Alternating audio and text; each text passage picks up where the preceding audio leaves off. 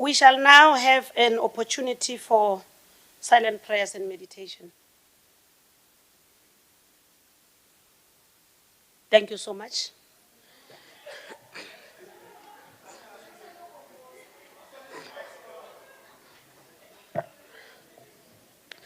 Good morning, honorable members. Good morning, Premier. Good morning, honorable MECs. Good morning, the Chief Whip and the Deputy Chief Whip, Chair of Chairs and Deputy Chair of Chairs, Leader of the Opposition, all other members. We acknowledge the honorable member. I know we acknowledged you, Honorable Ledwaba. We formally acknowledge you properly now. So you are warmly welcome. We want to welcome everybody who's sitting in the gallery. We as well welcome everybody who's following out on social media, that we are starting with the sitting of today of the legislature of Limpopo. Good morning, everybody. Thank you so much. We now proceed. We have concluded item 1. We are going to item 2, where I'm going to check if the honorable members who have motions without notice in line with Rule 145. Motion without notice. Honorable Maringa.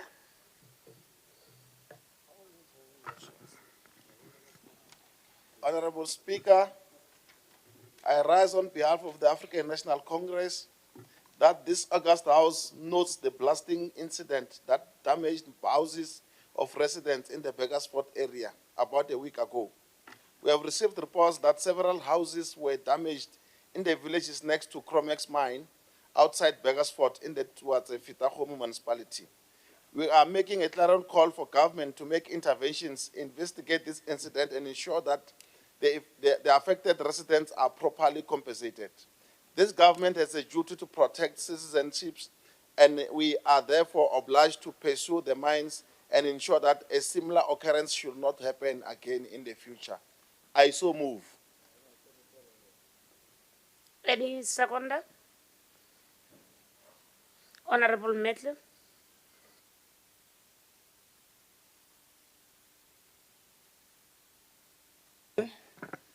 Speaker, I therefore second the move as proposed by Honorable Maringa. Thank you so much. Any other motion without notice? Honorable Marie. Thank you very much, Honourable Speaker. On behalf of the DA, I hereby move without notice that this House notice the Minister of Agriculture's decision to lift the foot and mouth disease management area, which had been in place since September 2022 and covered portions of the Vembe and Mupani districts. Further notes that the Limpopo is now, after 7 years, officially free of the foot and mouth disease that is outside the provincial's permanent FMD-controlled area, which remains in place due to the proximity of the Kruger National Park. Acknowledges the severe impact that outbreaks of FMD have on exports, the farming community and society at large. Further acknowledges that the successful eradication of FMD requires coordination and collaboration between various organs of state, the farming sector, and society at large. And now the important one. Expresses its appreciation to all role players who contributed to the upliftment of the disease management area, including our own Limpopo Veterinary Services, as well as the SAPS, SANDF, Red Meat Industry Services, Limpopo Red Meat Producers Organisation, Vleis Centraal, Kok en Seuns, Organised Agriculture, through Agri Limpopo and Tau SA Limpopo, and the province commercial small scale, and also our subsistence farmers. So I move. Thank you so much. Any seconder? Honorable Wilson. Thank you, Speaker. I second the motion as submitted by the Honourable Hiram. Thank you. Thank you so much. Any further motion? Honorable Magolo, am I correct? Okay. Yeah, morning and thanks, Honorable Speaker. I rise on behalf of the EFF to move without notice that the House notes the EFF Limpopo sympathized with the College of Africa students in Mankweng near University of Limpopo after fire broke out on campus. Several buildings, including residential for both females and male students, caught fire, resulting in devastating effect. The cause of fire is still not known as investigations are taking place regarding the incident. The EFF is thankful that there have been no reported incident of students' injuries due to this incident. But in the absence of fatalities, fires can lead to physical and psychological trauma. It is regrettable that the students' identity documents, academic documents, laptops, and clothes were burned beyond recognition. Such is the magnitude of damage the fire has caused. Furthermore, this incident will have negative impact on teaching and learning, especially as we approach the crucial year-end examinations. We call upon the Department of Home Affairs to set up satellite office to assist students with identity documents. We also call upon municipal disaster management to urgently deal with the situation in order to restore normality. The Department of Social Development must also come on board to provide relief aid to the students in the form of food parcels until the situation is fully restored. I so move. Any seconder? Honorable Balui. Thank you, Speaker. I'm here to second the motion presented by Honorable Maholo.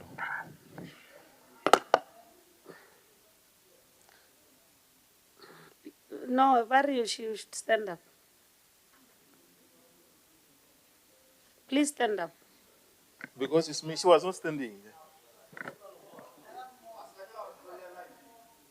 She was not standing, you didn't say anything. No, I think I didn't, it was an omission on my side.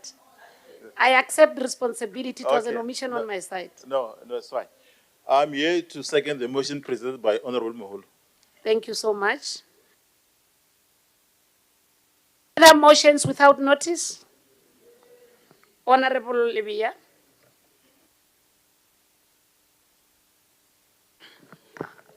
Thank you very much. A very blessed morning, the Honorable the Speaker, Dr. Makuru Pecha, of the African National Congress. I rise in this August House without notice, the Honorable Speaker, that the House knows the tremendous success that was recorded by the SAPS in the fight against crime in Malamulele area in Vembe. Between January and May this year, the Honorable Speaker, there was a spate of sporadic criminal activities that involved house robbery, murder, attempted murder, and rape. A total of 11 cases were reported, and an intelligence-driven operation led the police to the arrest of suspects who were linked with all these activities. In one incident, the Honorable Speaker, an invader was fatally shot during a house robbery, and his accomplices had to finish him off as they ran away from the house. Honorable Dr. Speaker, not so long ago, we witnessed the people of Malamulele taking to the streets, protesting against the spate of criminal activities. We are delighted to announce in this House that the SAPS, through its superior crime fighting endeavors, led by the Provincial Commissioner, Metembi Radebe, have managed to apprehend the perpetrators, and they are currently awaiting trial. I so move, the Honorable the Speaker. Thank you so much, Honorable Libya. Is there any seconder? Honorable Shai. Thank you very much, Honorable Speaker. I rise to second the motion as presented by Honorable Libya. Thank you. Thank you so much. Are there further motions without notice? Honorable Lidwaba.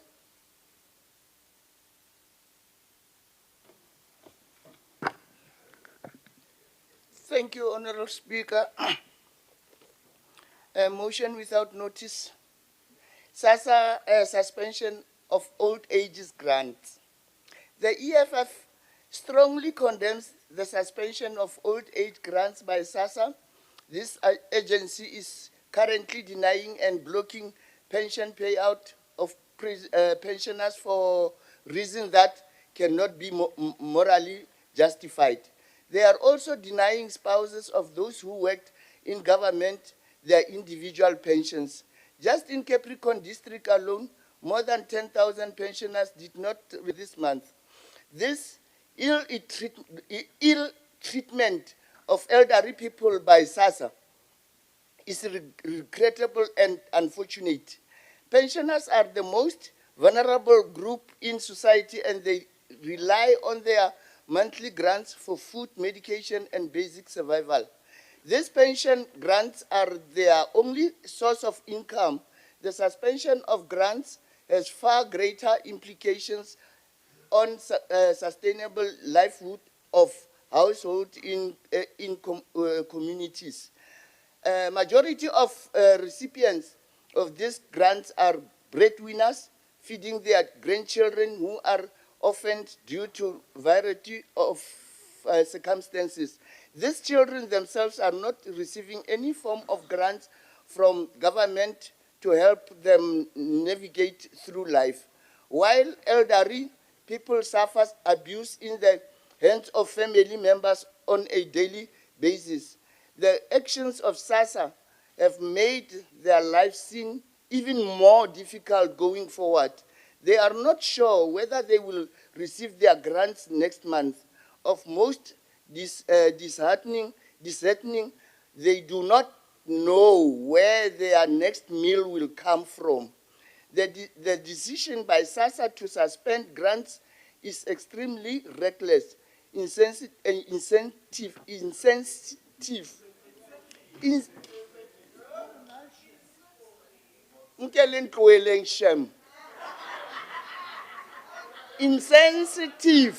heartless, and morally distasteful. In society where poor households depend on these grants for daily survival.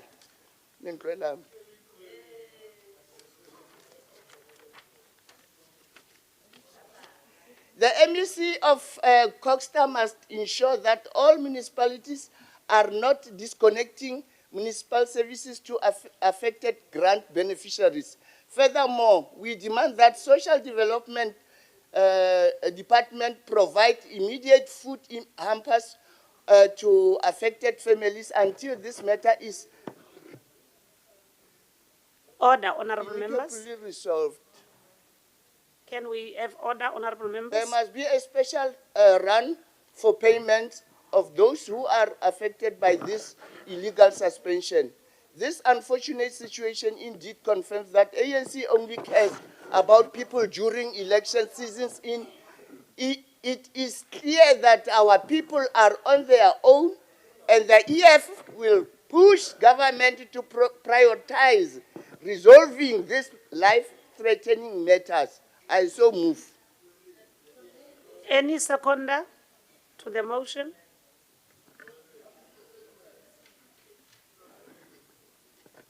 Honorable Magolo.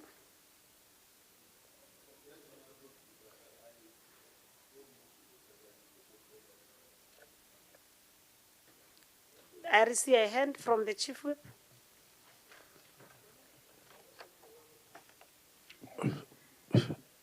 Thank you very much, Honorable Speaker, and good morning to honorable members.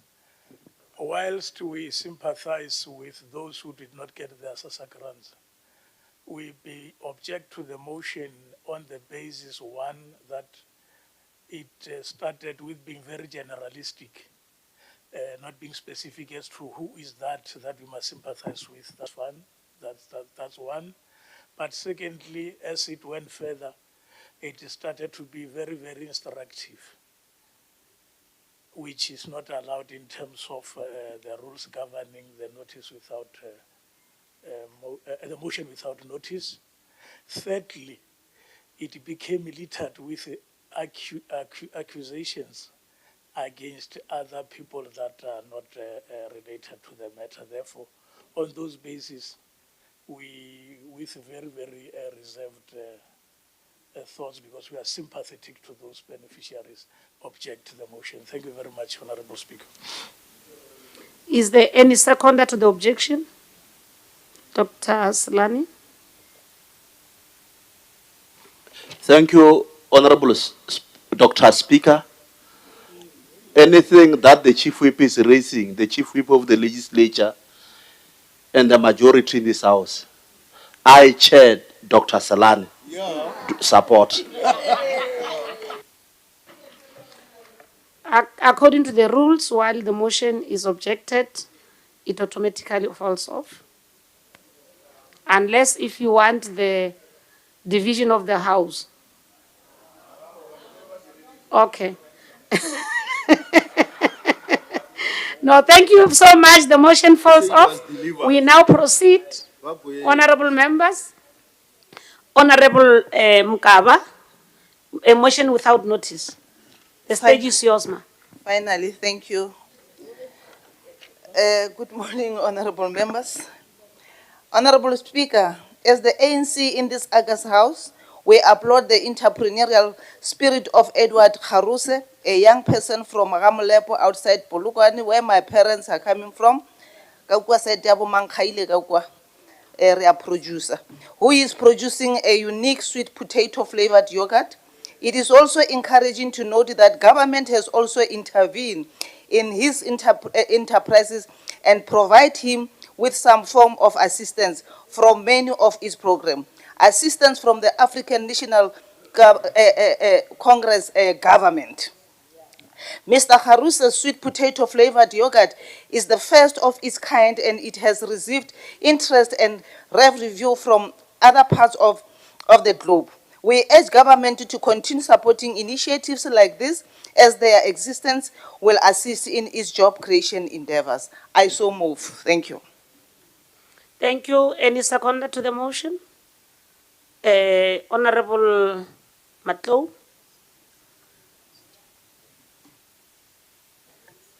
Ngiyaleboha msebenzi mshumo Dr. Makurupeji. Kini tuzobazo yapa linakile kaila bargini yokatre itapagamata kya sapota zobazo yapa. Ngiyaleboha. Itapagamata ngiyaleboha. Kya sapota zobazo yapa. Thank you so much. Is there any further motion without notice? In the absence of any further motion without notice, we'll proceed immediately to item 3. Are there notices of motion in terms of House Rule 146? None. We'll now proceed to item 4. Are they statements by members in line with Rule 199? Honorable Baloi.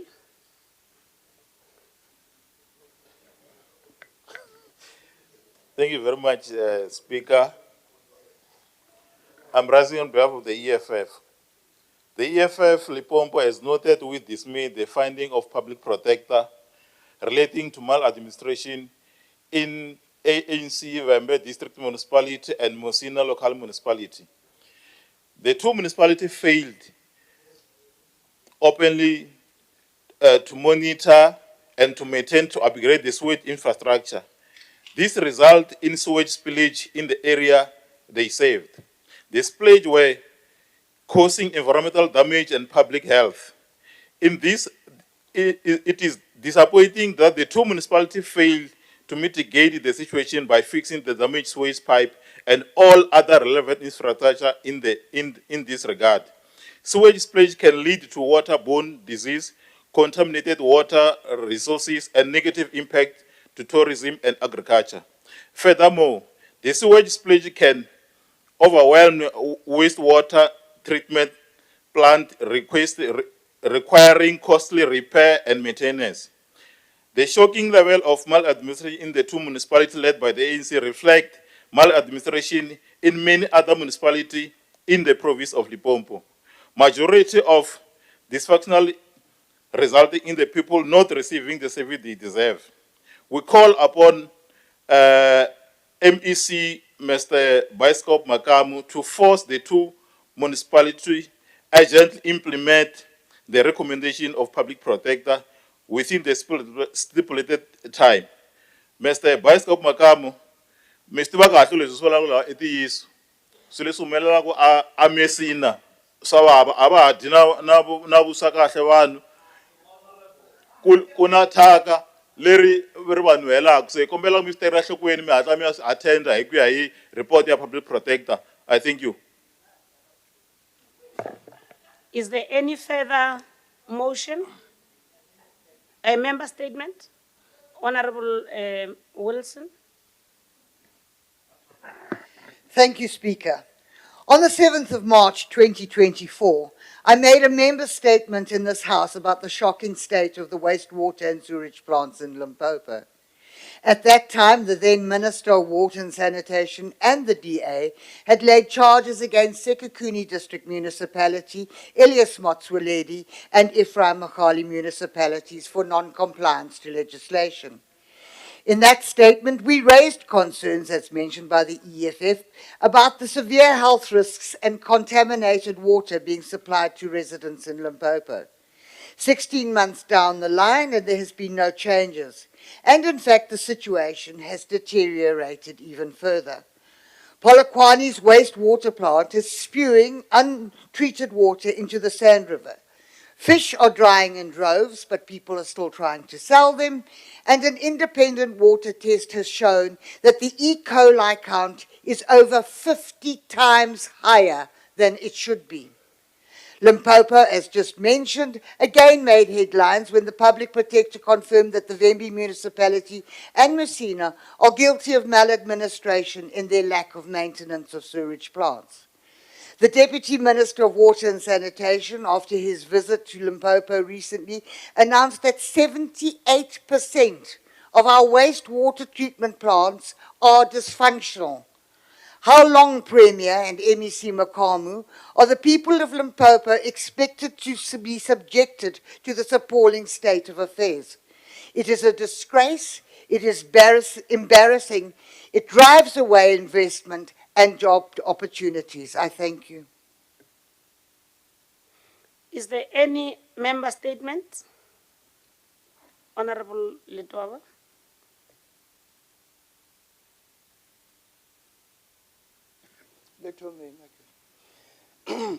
I hope the MECs are noting all the issues, then they will respond afterwards. Honorable Letwaba, over to you. 2025 and 2026 APP Treasury. Honorable Speaker, this department is not doing enough in terms of holding other departments accountable, ensuring that suppliers are paid within prescribed time of 30 days.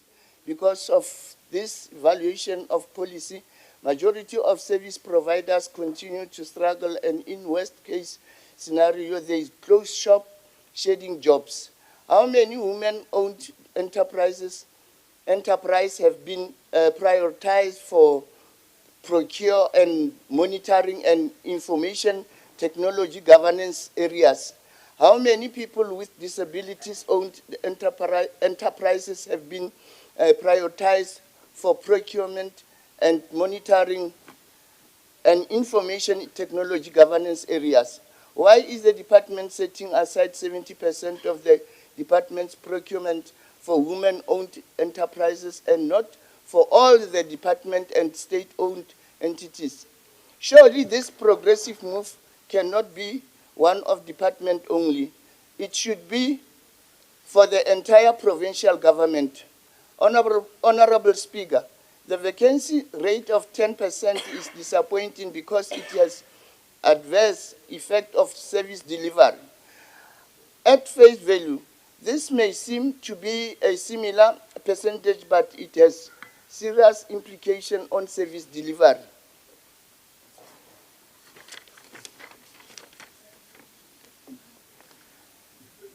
What we need is 0% vacancy rate. Every vacancy must be filled within the space of 6 months to avoid service delivery disruption.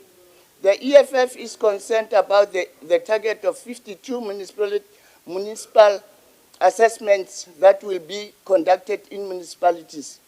The target is too low that the department may not achieve what it seeks to achieve, that's compromising service delivery. Furthermore, the budget for Program 4, Finance Governance, was reduced by 0.191 or 0.2%. The move is extremely backward and has devastating effect on service delivery, sabot. Budget on Honorable program when Ledwaba, you should be I increasing deliberately, them of. Honorable Ledwaba, maybe you can sit down a bit. I allowed you to proceed, but I think the concern is we still have a debate. It looks like we're already in the debate, but if you think it's a member statement, you can conclude. It's a member statement. Okay.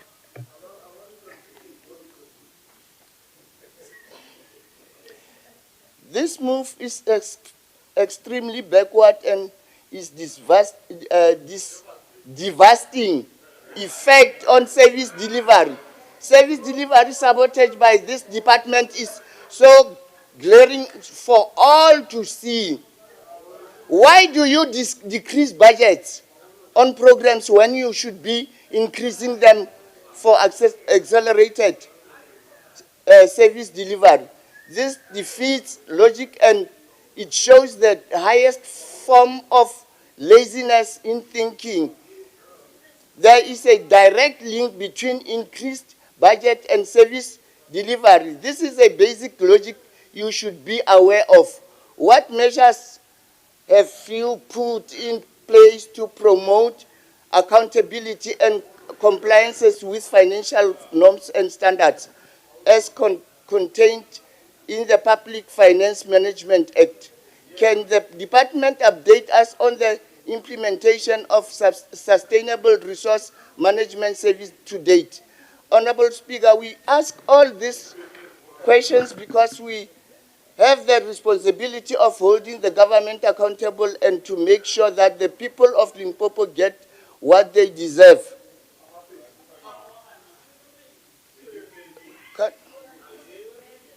In conclusion, okay. As you conclude, ma'am. I thank you. Thank you so much. Thank you, honorable members. You have made your member statements. It's now an opportunity for honorable MEC and the executive to respond on the debate of honorable members. Sorry, point of order, Speaker. Yes, ma'am. There is a time frame on motions and member statements in terms of the rules. And I think maybe it is time that those time frames that dictate times for motions and member statements be recirculated, because clearly I think they have been forgotten.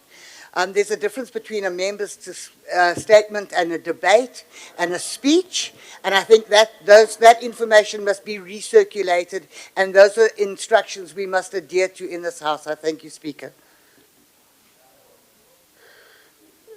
Honorable Manama. Okay, Honorable Speaker, thanks very much. I think I'm not necessarily supporting Honorable Wilson per se, but agreeing and share the same view that I think the decorum of this House has some limitation in terms of the motions and member statements, the timing, because the statements sound more like a debate. I understand the energy that the new members still have, but I think we mustn't relax rules and orders of this House just to deal with the egos or to massage the egos of newly sworn members. Thanks very much. Thanks very much, this House. From the presiding officer's view, I will now request the programming committee, as and when they look at the issue of the program and the number of statements and member statements, to be able to look at the time so that we are able to be timed accordingly. We know how many and how much time do we need, so we'll be guided by the programming committee in terms of the time allocations. Thank you so much. We'll now proceed. Allow honorable MECs to respond. MEC Makamu, who's the leader of government business, but is the MEC responsible for Department of Cooperative Governance, Human Settlements and Traditional Affairs. Thanks very much, Honorable Speaker, for the opportunity. I was interacting with the MEC for Treasury. We wanted to respond to the member statement, but there are several issues which have been raised there, and I agree with what you have ruled we will deal with in the programming together with what the Deputy Chief Whip said.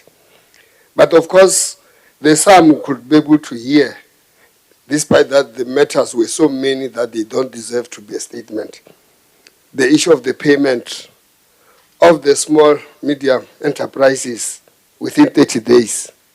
This provincial administration, in each and every exco, we are receiving reports which show how much we are doing. Comparatively speaking, you can go all over the country. We are one of the provinces who's doing very well in paying within 30 days invoices which are not being disputed. So that you can be able to take. Honorable Member Baloyi raised an issue about something that he read from the newspaper. A report that was issued by Public Protector Kaleka about Musina sewage spillage, tying it. And I must say to honorable members, we must also learn how Chapter 9 institutions work. They come at the end when people have raised or government has tried to do their work, and there could be some failures in some areas.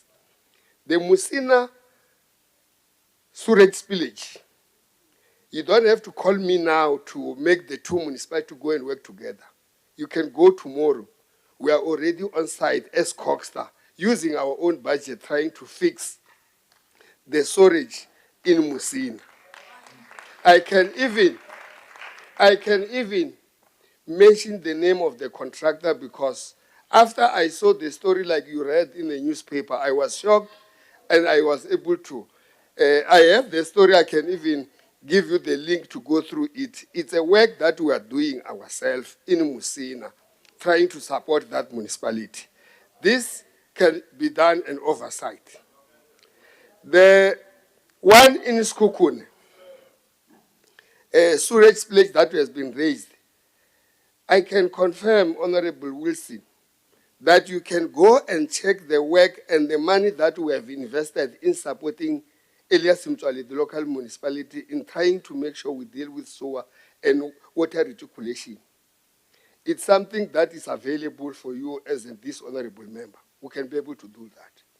We will be able to showcase. Coming to the visit by the Deputy Minister, and I'm worried why the Department of Water and Sanitation has got two Deputy Minister, Minister Siahlulu and Minister Mahlobo. On the same day you are talking about, Deputy Minister Mahlobo was also in the province, Deputy Minister Siahlulu was also in the province. To show that you are trying to do certain things, Honorable Member, you only speak of one Deputy Minister who was just like in a tourist type of visit in the province, just choosing specific areas of where there are challenges, which government is attending to, going to Mukhalakwen, going to Mupani. And all these are the areas which we might not necessarily be doing. It's not about cheap politicking scoring. We are saying we are resolving the issue of sewer in Mukhalakwen and Polokwane, as you mentioned. This matter of Polokwane is not coming for the first time. We have said it. We are busy with the local municipality to make sure that the waste water treatment plant is being attended to. I even have pictures that shows how this was affecting people. It's good that I will come back and try to respond specifically.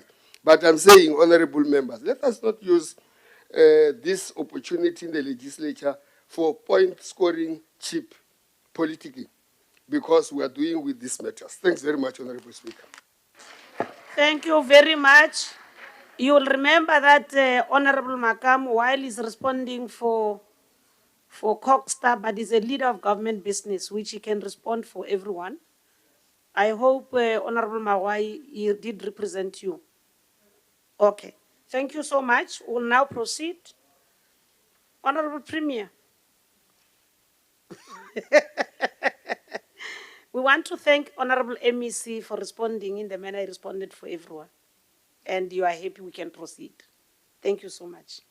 Now we'll proceed to, I can see item 5. Are there any executive statements? None. I didn't receive any indication. We'll now proceed at item 6, tabling of committee reports and other reports and papers. 6.1. Honorable Mate. Eh?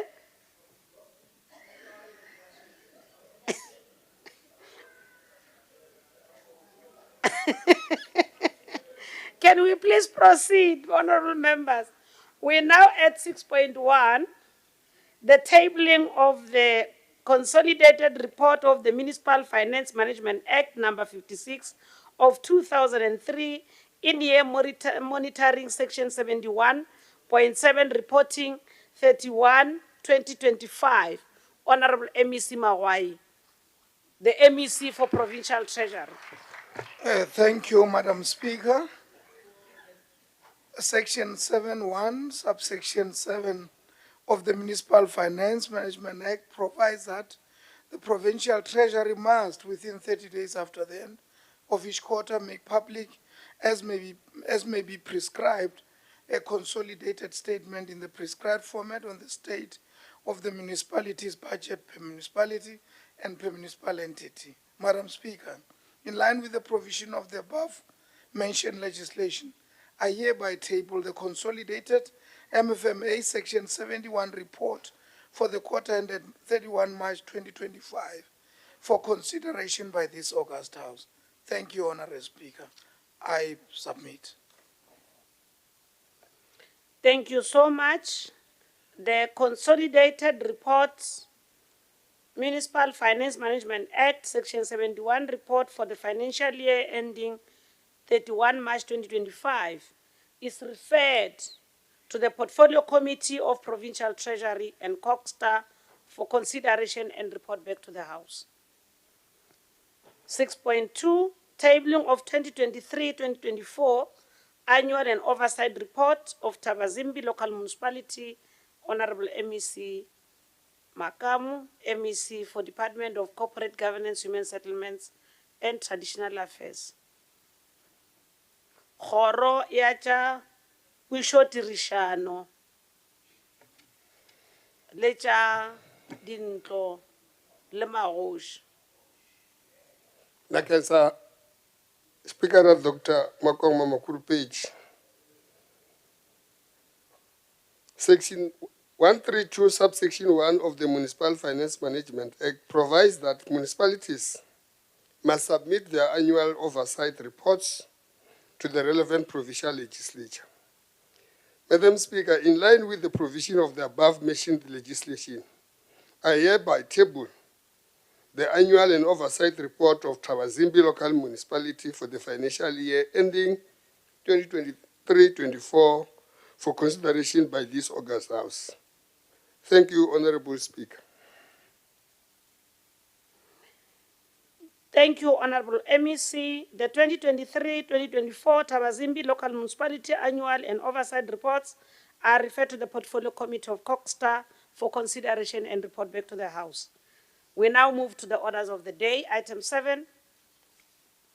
Honorable members. Yeah, now the time is going to work. Please make sure that you time yourself because we will not have mercy today. The debates are almost 4 or 5, so we'll try to stick to the time. Let's stick to the time. 7.1, second reading debate, approval of budget votes of and schedule of the Limpopo Appropriation Bill 2025, B04-2023. 7.1.1, consideration and adoption of the following report of the Portfolio Committee of Agriculture and Rural Development. Committee Chair. Honorable Bella Constance Mabuza. Me Mabuza.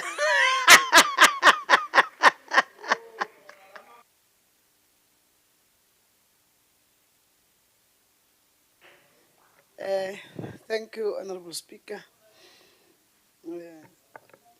Honorable Chief Whip, the Deputy Chief Whip, Honorable Chair of Chairs, the Deputy Chair of Chairs, the Premier, and honorable members. Good morning.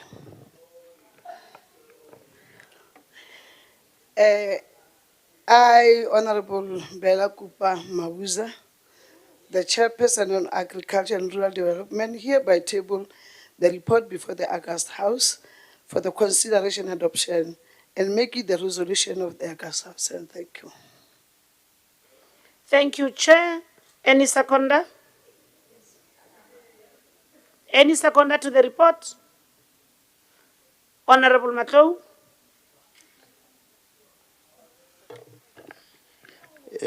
Gelo Speaker Dr. Makrubeji. Game do supporters of Bazu Yabao, Mishengu Gagawani, Gernamalo Gomidrani, Larelevo.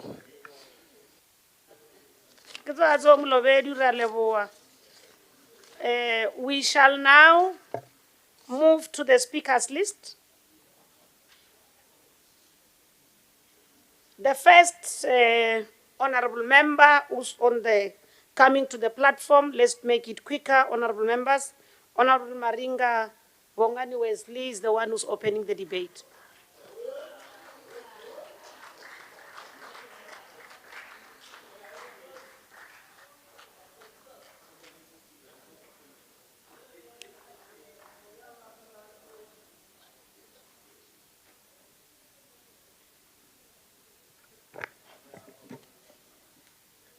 Honorable 10 minutes Speaker, starts now.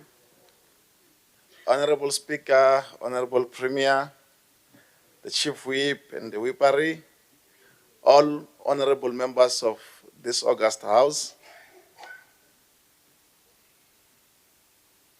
Honorable Speaker, it is an honor to rise before this august House for the purpose of consideration and adoption of the 2025-26 Annual Performance Plan and its budget for the Department of Agriculture and Rural Development. Allow me to remind this august House, Honorable Speaker, of the critical role that this department brings to a humankind and human life. Every one of us here today has interacted with a farmer since when we woke up. From the very second you left your bed to other activities that have been completed, including the breakfast that we have enjoyed today. Honorable Speaker, I must refresh this august House on highlighting the critical aims to develop annual budgets, the critical roles that comes with how we deal with strategic planning in respect of our readiness for the expenditure and our readiness for the delivery in terms of commitment as government in relation to agricultural purposes. It is evident, Honorable Speaker, that since the dawn of democracy, it is the first time in 2025 where we have seen a budget being read many times at some point, spending so many times before we could approve the national budget in government. And this is a response of the challenges that society has faced in respect of the voting processes and the patterns and the results thereof. We must take pride, Honorable Speaker, that we are sitting here to adopt a budget for the Department of Agriculture and Rural Development. During our oversight visit as a department, we got an exposure. I'm going to list, Honorable Speaker, just 2 schools that we visited. We had a school that we visited in the Nwembe area. It's an agricultural school. We also had a chance to go and see another school in Mopane region. The 2 schools, all of them are schools that are involved in agricultural exercises in terms of their teachings and learning thereof. Honorable Speaker, allow me to present to this august House other item that must be considered in respect of funding for all the schools regarding agricultural purposes. The school in Tani is on another level in terms of facilities.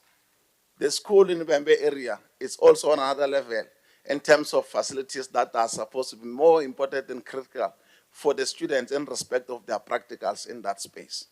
Now, it therefore comes back to the government and say how much money are we putting in place to be able to empower our schools that must then be able to take care of all processes in respect of the practical part for the agricultural and science learning in that space. Madam Speaker, for the financial year 2025-26, the department has allocated 160,933 for critical research in the innovation and the development of skilled professional personnel in the 2 agricultural colleges in Limpopo, which are Tompisilika and Mazibandira. The allocation budget is commendable, and we welcome it as it's going to assist in the broader scheme of empowering the students in those 2 colleges. Honorable Speaker, the migration of the 2 colleges to the Department of Higher Education, as led by our MECs, is another commendable call, and we want to encourage both the MECs who are handling this as particular aspect to move with speed so that the 2 colleges of agriculture are now allocated properly in respect of where they belong, so that we can then develop the 2 agricultural colleges and also move for the betterment of the lives of the farmers. The department has allocated budget according to its programs. In the main, 3 programs will have a major share than others, such as Agricultural Development and Producer Support Program, which is allocated 112 million, that is 42.551%. Administration, 382 million, which is 19.97%. And the veterinary section, which is allocated 232 million, which is 12.13% for the financial year 2025-2026. The major portion of the allocation of farmer support is quite progressive and acceptable given the fact that it is the main mandate which must support small and commercial farmers in our province with the aim of sustaining them and creating permanent and temporary solutions for the future, and also creating interventional job opportunities that must exist for our people. On administration, we'll be delighted if the completion of the appointments and the filling of funded posts, if we can process this as a department, we'll then be able to create certain level of amounts of changes in respect of unemployment in our province. On veterinary services, the Honorable MEC, Honorable Nakedi Sibanda Kekani, during the budget speech, she pointed out that veterinary services remain the front line in defending Limpopo's livestock economy. As outbreaks of foot and mouth diseases continue to threaten farmers, especially in villages bordering the Kruger National Park, the department will prioritize keeping Limpopo free of foot and mouth diseases. And this is going to be addressed in respect of management of vaccination and control of movement of livestock within the province in order to curb the spread of the foot and mouth diseases.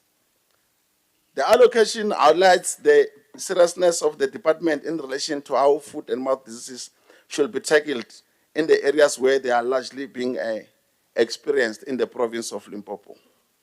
The Honorable MEC Nakedi Sibanda Kekano, once again, during a recent speech budget, we will put our hands on the deck to implement SCOPA and portfolio committee resolutions in respect of internal audit and also in respect of securing proper audit outcomes during the course of the exercise and the expenditure process of the financial allocations that have been designed for the department. Madam Speaker, the department has to commit itself to the actual principles of avoiding underspending, at the same time avoiding overcommitments in respect of the financial availability for the purposes of growing the space of our farmers, and also for the space of securing enough market for our farming communities. We have observed, and as government, we need to resolve this challenge. A certain portion of our farmers are producing their own goods, but then they do not have proper market in terms of access so that their goods can then generate income at the tail end. And once that income is generated, we can then increase the process of employment for the people of our province. In conclusion, Honorable Speaker,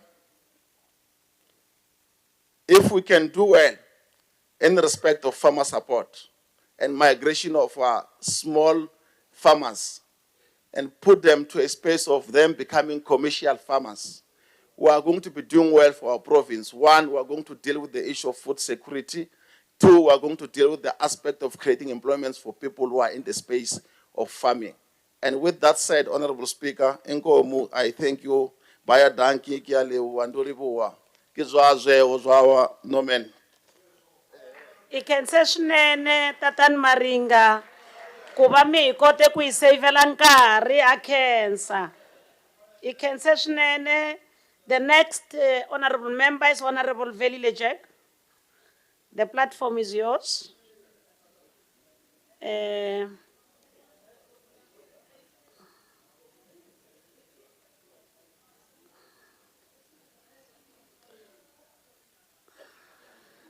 Your 3 minutes starts now. Oh, thank you, Speaker. Good morning, Speaker, Deputy Speaker, the Premier of the province, the Chief Whip and his deputy, and all honorable members in the House. Premier, I had an opportunity to learn 2 weeks back at Merensky that if you know nothing about agriculture, you are as good as you are not educated. Because food security is very key. You can't think while you are hungry. And I want to emphasize, Premier, on what Honorable Bongani has just said about the difference between Merensky and Damani. It gives the true reflection of how we live in South Africa. There are those who are better treated and those who are unfairly treated. I think Damani School, it's a school for agriculture also. It needs an equal treatment to Merensky. As MKP appreciates the Department of Agriculture and Rural Development for investing in climate-smart agriculture and resilience farming systems, agro-processing and skill development of youth in agriculture. This tells us that the department is serious about the sustainability of agriculture and agro-processing in the province. Such initiatives not only enhance food security, but also empower local communities by providing them with the essential skills and knowledge. By prioritizing these investments, the department is paving the way for a more sustainable and economically viable agricultural sector. MKP would like to encourage the department to do more in terms of agro-processing because the Limpopo province shipped out more raw materials to fresh produce and export markets. MKP wants to see more of Edward Mulatelo Kharus. We want the department to invest more in agro-processing than in developing primary agriculture. We also like to advise the department to train more farmers and more graduates rather than providing accredited training to already experienced and qualified technical and scientists. Please, Honorable Makam. In conclusion, the time is up. Thank you. Thank you so much. Honorable members, I've warned you, please watch your screen so that you are able to conclude properly. Watch the screen. The screen is telling you. The person was supposed to come was from UAT. Unfortunately, it's only on Thursday that we'll be swearing in the new member. So we'll jump that item. They've replaced. So we'll have a new member on Thursday. So we'll now proceed to Honorable Moss.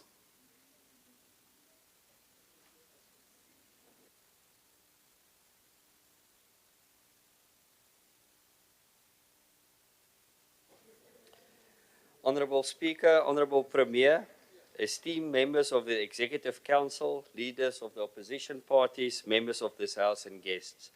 Honourable Speaker, the department bears both a constitutional and ethical obligation to assist one of the most vital sectors in our province, agriculture, which not only sustains livelihoods and nourishes households, but also possesses the capacity to alleviate unemployment and poverty. However, despite the passage of year, the same issues persistently hinder effective delivery, excessive spending, inadequate planning, and effective execution. Accountability. Our two provincial colleges are in a crisis. Culture, innovation, and training, yet they suffer from lack of qualified staff, broken infrastructure, and outdated training system. Community projects such as Sebediela Citrus Estates are collapsing, lack of support, and poor coordination. The department must take the responsibility for the breakdown in these projects. Taxpayers are no longer in a position to fund initiatives like the Lebowa Gomo Abattoir, the Magoba Tea Estates, and the Zebediela Citrus project.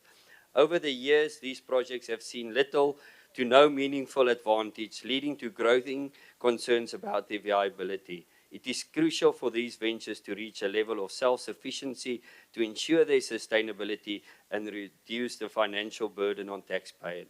An additional 5 million rand has been allocated to the Zebediela Citrus Estate, along with another 10 million rand designated to the Magoba Tea Estate. It is just unjust for taxpayers to bear these costs of ongoing failures. The APP outlines 56 infrastructure projects valued at 142 million rand, yet only 12 of them have to be recorded any spending to date. This is a crisis of delivery, from poultry houses to irrigation schemes to veterinary labs. Most projects are stalled due to poor coordinations with Eskom, unresolved water rights, and delayed procurement. We cannot accept another year where farmers plant hope and harvest disappointment. The potential of agriculture in Limpopo is vast, but potential without leadership, delivery, and accountability remains a dream.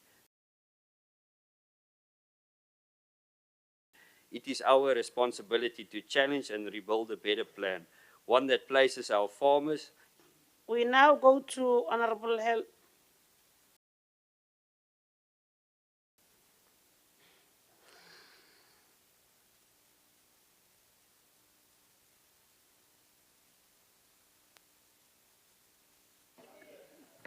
Good morning, Honourable Speaker.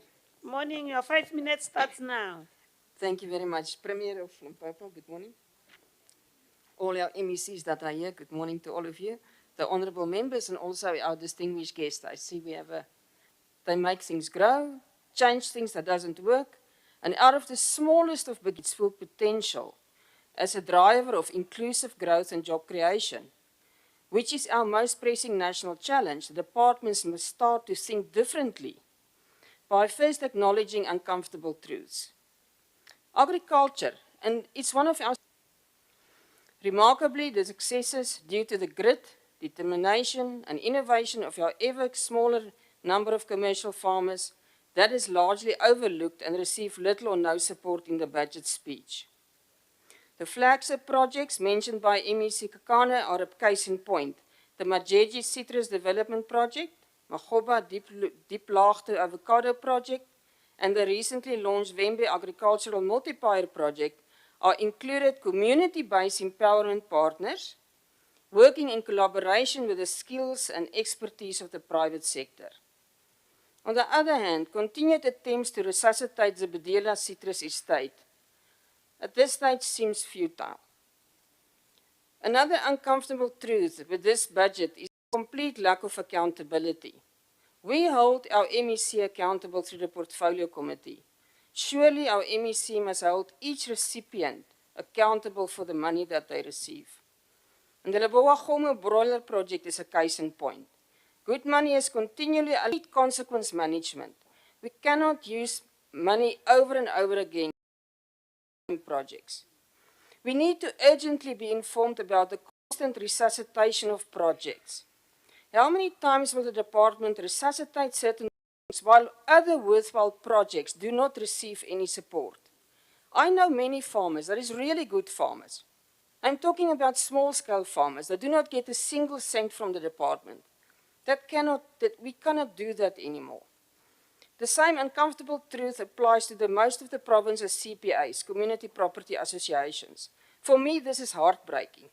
Most CPAs are dysfunctional, there's infighting, and they sit on land that is really good agricultural valued land. We need to find a solution. As a province, we are blessed with vast tracts of underutilized land, primarily in communal and state ownership areas. These must be turned around so that we can be able to produce food for Limpopo and beyond. We not only support food for this province, we really have a very good agricultural sector, so we need to support them. It might be worthwhile to find out how many workers are employed in the total agricultural landscape and also agro-processing. What is the total product export of all the produce in Limpopo? We sit really at a very good department and a very good sector. The department seems to focus much on one side of the sector. The other side is completely neglected and undervalued. It is equally important to know how many of the land reform and land restitution farms are actually sustainable commercial enterprises. And I know that is the purpose.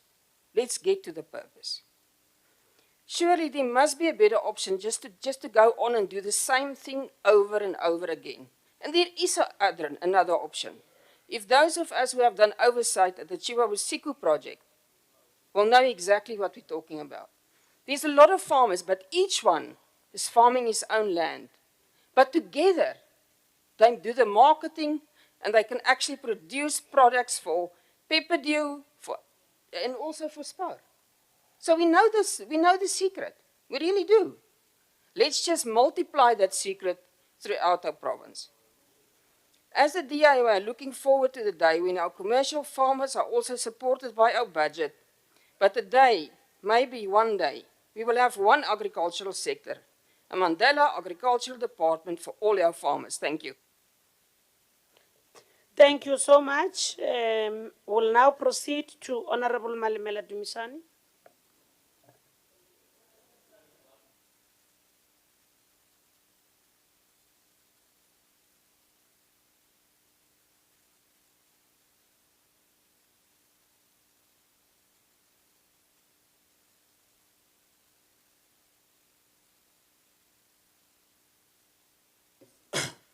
Morning and thanks, Honorable Speaker. Greetings to the members in the House, the Honorable Premier, MECs available, and our guests. Honorable Speaker, I'm here on behalf of Honorable Dumisani Malimela.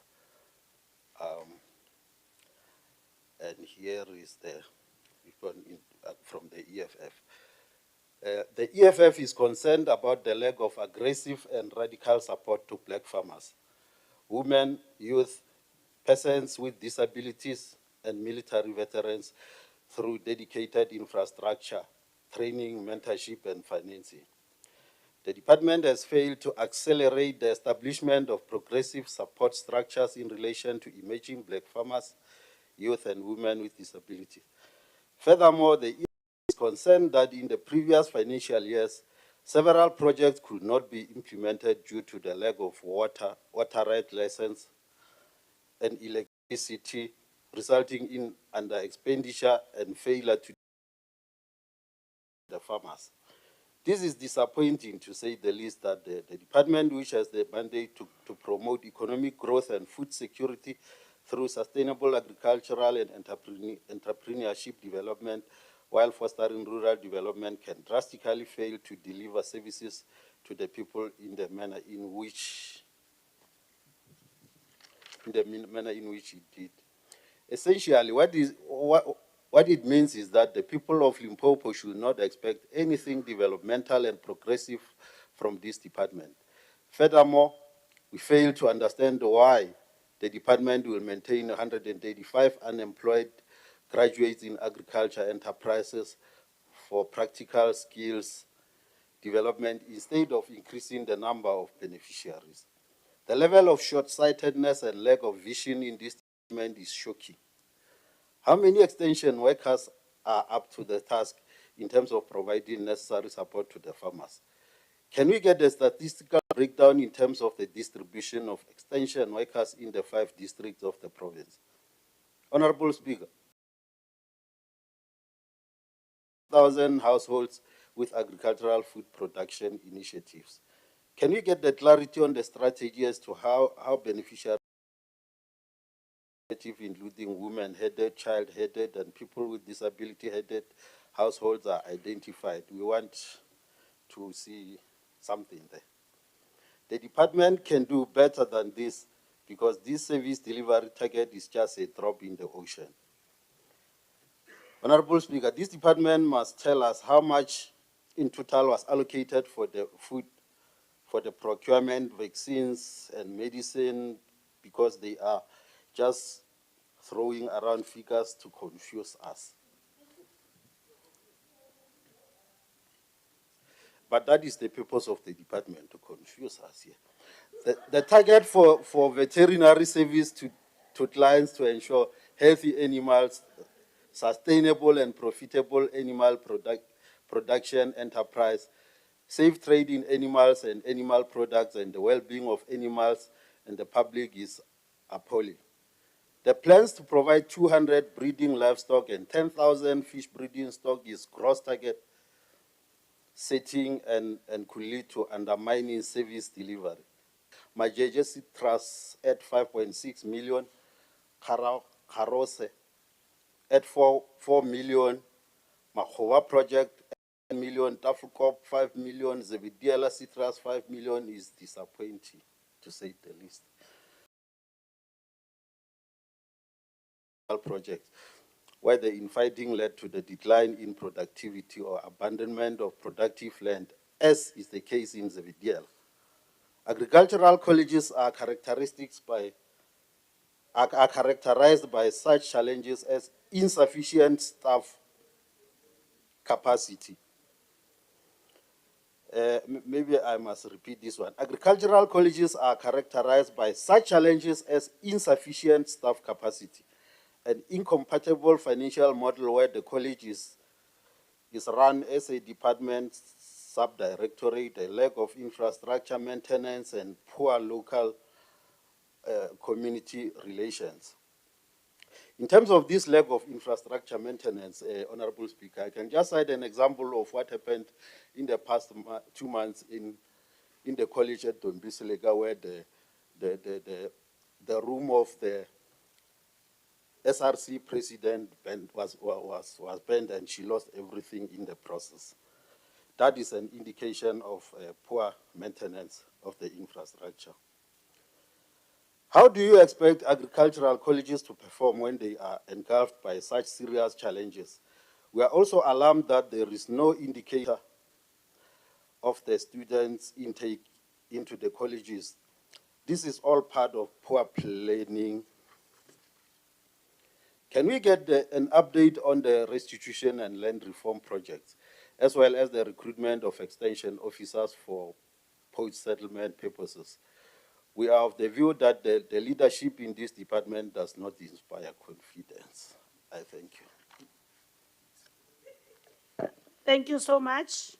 We'll now go to the last person who's supposed to close the debate. Is the chair of the committee, Honorable Constance Ramadi-Major Kupa Mabuza.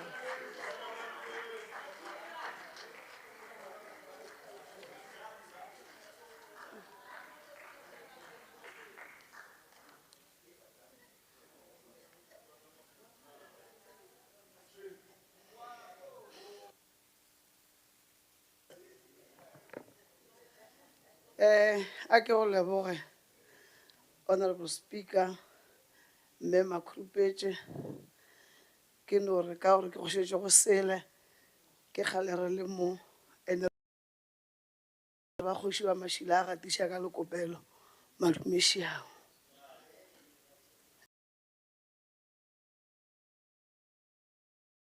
For being afforded this opportunity once again to address this August House. Agriculture in our province is one of the key drivers of our economy that it should be aligned properly with our strategic goals. goals and priorities to achieve the desired result by tackling the high cost of living, creating jobs, and growing our economy. The department's new strategic plan aims to promote meaningful participation of black farmers, advance the inclusion of women, youth, persons with disability, and military veterans, and lastly, transforming the emerging farmers into fully commercial producers. This strategic plan were cited also by the Honorable MEC during the recent budget speech. The department should strive very hard to achieve the plans because that will mean, if achieved, that the manifesto of the governing party will be on the right track because the promotion of black farmers and all the disadvantages group created by the imbalances of the past, they will be redressed and participated fully in their own development of our province. And by transforming the emerging farmers into the fully commercial producer through the farmer support will mean that, according to our assessment, many jobs will be created and unemployed rate will be reduced. Madam Speaker, the Freedom Charter is one of the revolutionary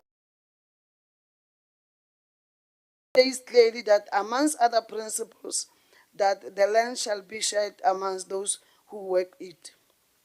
In the context of our disadvantaged group that were created by the apartheid past, the time is now to support them because they have a land, and those that are in need of it, intervene if there is a potential. The budget allocation of the Agricultural Development and Producer Support Program is 812 million, which is 42.51%. We plead with the Department of Agriculture, especially the administration, to unleash all the energies to achieve the set strategic priority and plans.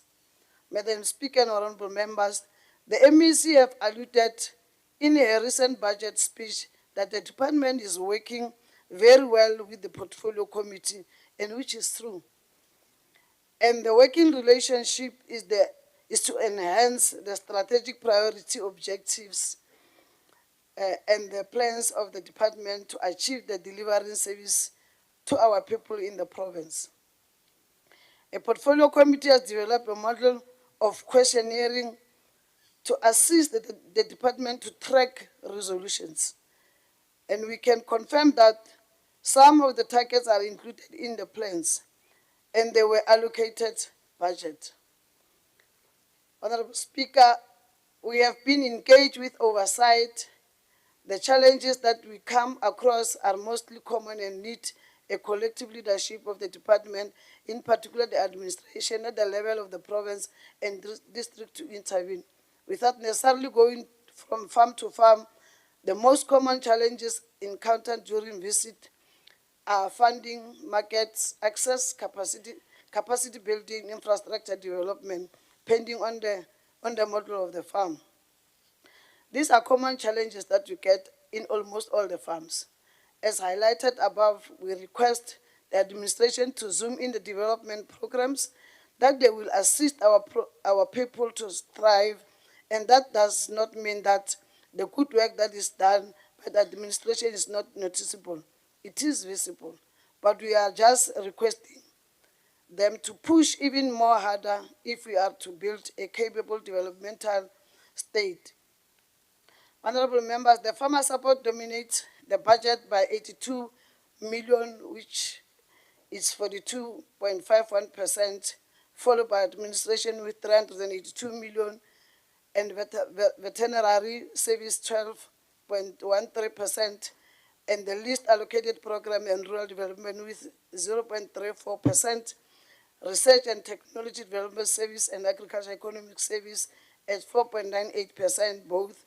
The figures assume some balance and affirm the department posture on the alignment of the strategic planning, which in the main to support the small and commercial farmers. Madam Speaker, the department has been stagnant on the unqualified audit opinion for some time, and Primarily, it is, of course, in the wish list of the governing party, the ANC, and each leader who has been given a responsibility to serve our people in this province, in the executive authority, to achieve clean audit.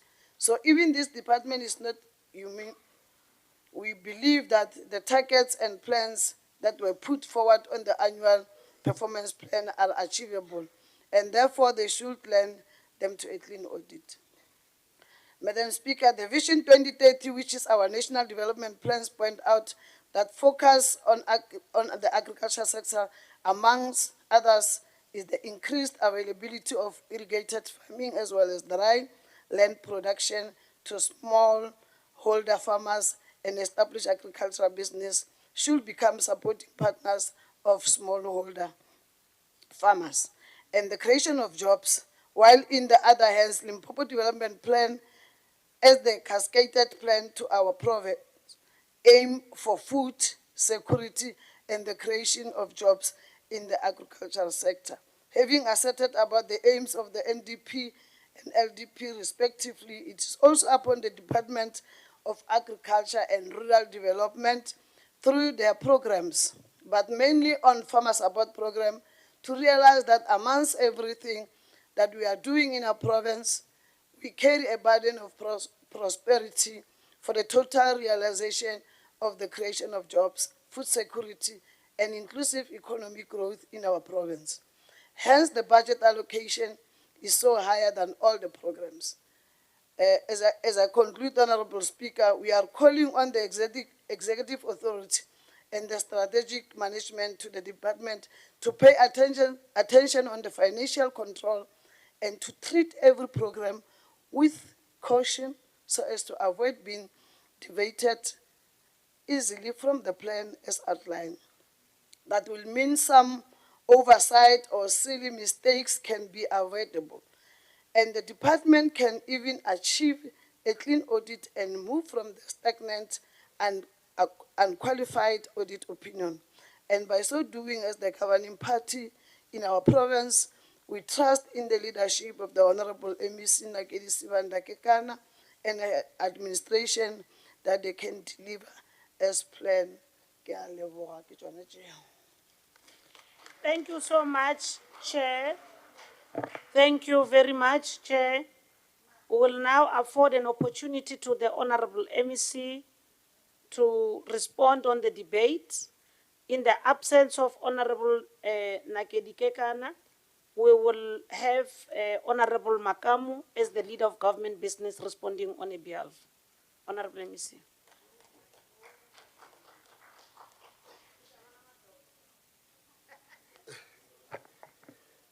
Thanks very much, Honorable Speaker. Greetings to our Honorable Premier, members of the Executive Council, the Chairperson of the Portfolio Committee, Member Wuza, and all other members in the House. I take pleasure to come to respond to the debate on the Department of Agriculture and Rural Development.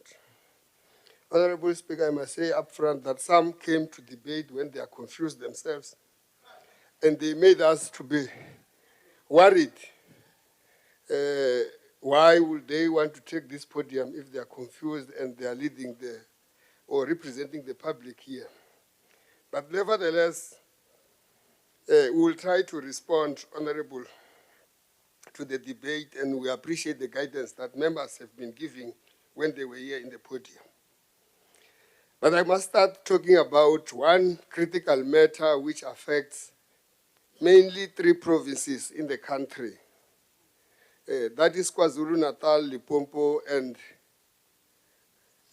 Eastern Cape. The issue of the foot and mouth disease. And some may want to take glory out of this when this provincial administration has been doing its best and putting money, like in every budget that we do, that our just Honorable Premier here was all over trying to go and work with the MEC on the issue of the foot and mouth disease. And they have been showing or leading by example. That's why the minister could not hesitate to lift the area as foot and mouth free disease area because of the work of this provincial administration. It should not be taken somewhere else where it belongs, where the department has proper leadership and this provincial government has got proper leadership. On the issue raised by Honorable Maringa here, how this provincial government understands the Department of Agriculture's critical role in the provincial administration, even hence the 2 high schools and the 2 colleges are being supported to make sure that we build capacity and skills for agriculture in our province. It has already been mentioned that both the MEC for Education and MEC for Agriculture are busy working to make sure that we transfer the 2 colleges into the Department of Higher Education so that they can get better attention. That is the work of this provincial administration, just to show that, Honorable Helm, we don't regard this Department of Agriculture and Rural Development as the smallest department.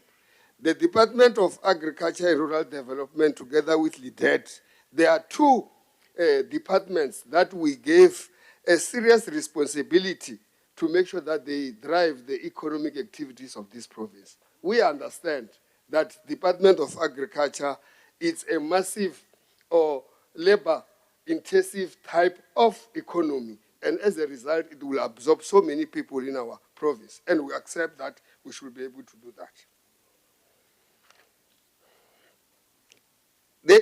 There was an issue raised on the administration, and we can confirm that definitely we are focusing on appointing strategic people within the departments. And I think honorable members know that the department has got an acting HOD as we speak.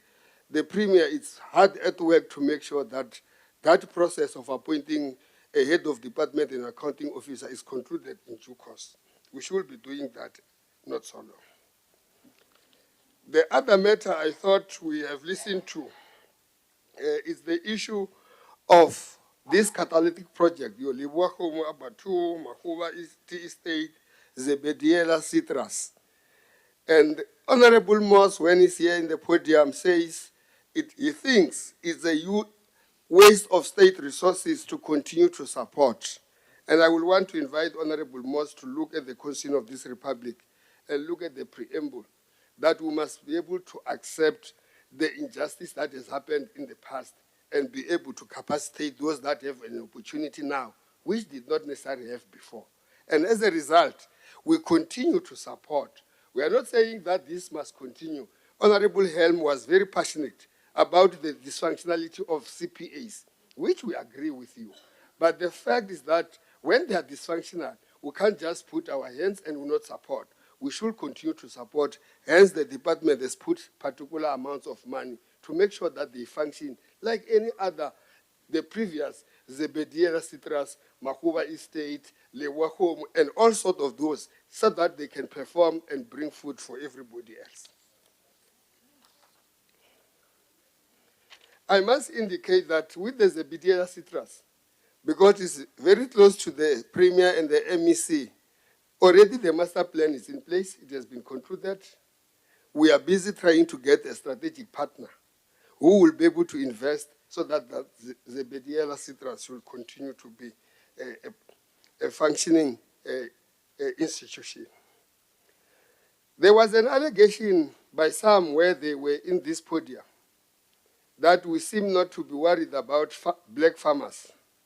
And I must indicate that there is what we call a farmer support policy, which is called Comprehensive Agricultural Support Program, shortened as CASP. It's a program that is meant specifically to support black farmers or smallholder farmers that should be able to. In this budget that we are presenting here, we have ring-fenced 50 smallholder farmers that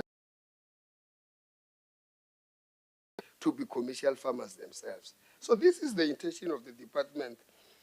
And we also have got a plan to support about 12,700 subsistence farmers so that they can be able to do their work. And that is a size increment who are confused. We are saying it's 12,700 targets. So don't get confused. 12,000. If it's confusing, just say more than 12,000. It will be able to assist that. You should be able to do that.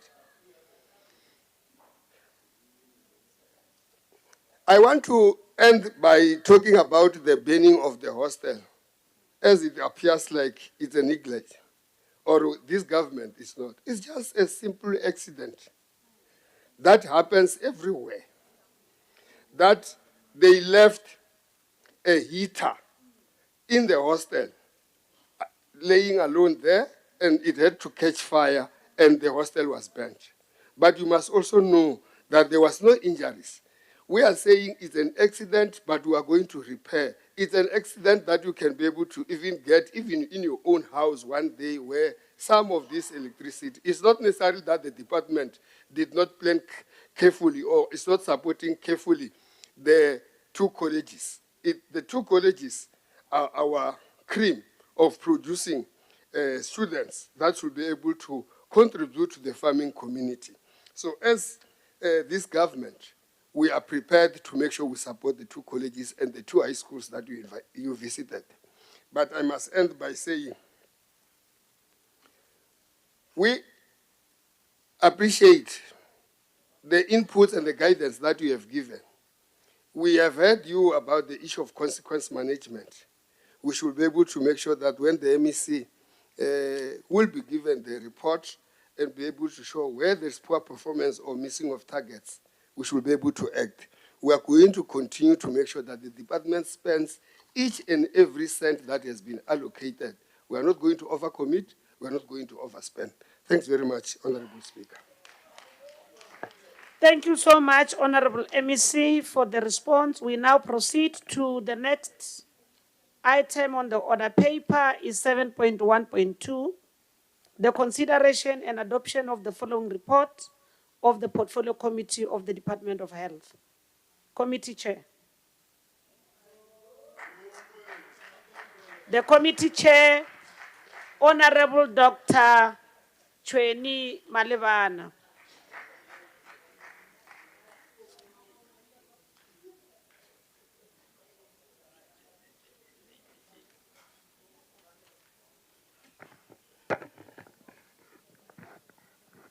Honorable Speaker, the Premier of our province, members of Executive Council, the Chief Whip of the Majority Party, the Leader of Opposition, Chair of Chairs, and your Deputy, as well as the Chairpersons of the Portfolio Committees, Honorable Members, the Legislature Secretary and invited guests. Honorable Speaker, I am rising to present the annual performance plan and budget of the Department of Health for consideration and approval. Thank you very much. Any seconder? Can we get a seconder? Honorable Mdaka. Thank you, Honorable Speaker. I rise to second the move as made by the chairperson of the committee. Thank you. Thank you so much. We will now proceed to the speakers list. On the speakers list, the person who's opening the debate is Honorable Bongani Abednego Ngonyana.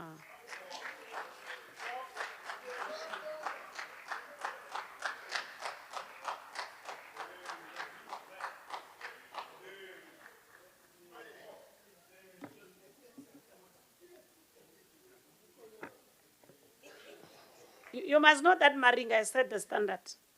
There's nothing here, Speaker. Thank you very much, Madam Speaker. Releboga Sizinari Koma. Honorable Speaker, the Speakership, Honorable the Premier, members of the Executive, the Chair of Chairs, Deputy Chair of Chairs, Arelu, the Chief Whip, the Deputy Chief Whip, member of the WIPAR is Comrade Faith and Honorable Faith Bopela, and Honorable Christina Morale, members of the WIPAR, and then members of the Health Committee, led by Dogodela, Honorable Malibane, honorable members, all of you guests in the gallery, good morning. Honorable Speaker, we join the broader masses of our country in mourning the passing of the former Deputy President of the country, and also father-in-law to Honorable Bela, David Tabete Mabuza. And we furthermore mourn the passing of a young cadre who leads the youth league in Pumalanga, in Gauteng, Comrade Tolitemba Ngwenya was a piece of the ANC youth league in Gauteng. Madam Speaker, provision of healthcare services is a constitutional mandate, and also, as the Freedom Charter says, free medical care and hospitalization shall be provided for all. And we are very much fortunate that the Department of Health, inherited from the Premier, led by the MEC for Health, understands that mandate very well.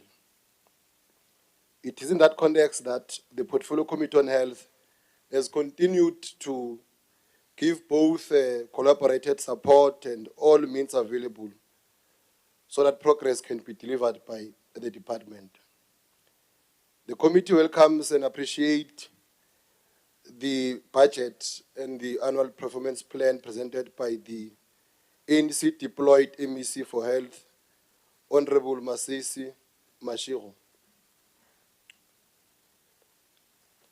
The committee noted that the department is committing the people of Lepeleng-Kumpi and surrounding areas will experience and improve. The life expectancy has been indeed bettered by this department. They've reduced the antenatal mortality rate while keeping the risks of adult illnesses. As Honorable Masego would famously say that, re a lwala, re a fokola, re tshwere ke malwetse. The department is indeed making a positive strides in that regard. The ANC Manifesto, Speaker, is therefore here practicalized. The committee supports other priorities set out in the budget speech by the MEC, such as enhancing primary health care for NHI preparation, a reduction of maternal and child mortality rates, and combating HIV, and reducing the burden of disease like TB, and those who are smoking also conducting positive programs to help them quit like I did. We will ensure that the public funds are well spent during this year by conducting oversight role. We also encourage the Honorable MEC that the money must be spent to meet the expectations of people and not wait any longer, because we observe that the department has difficulty in case of record keeping in terms of assets used for movable and immovable assets.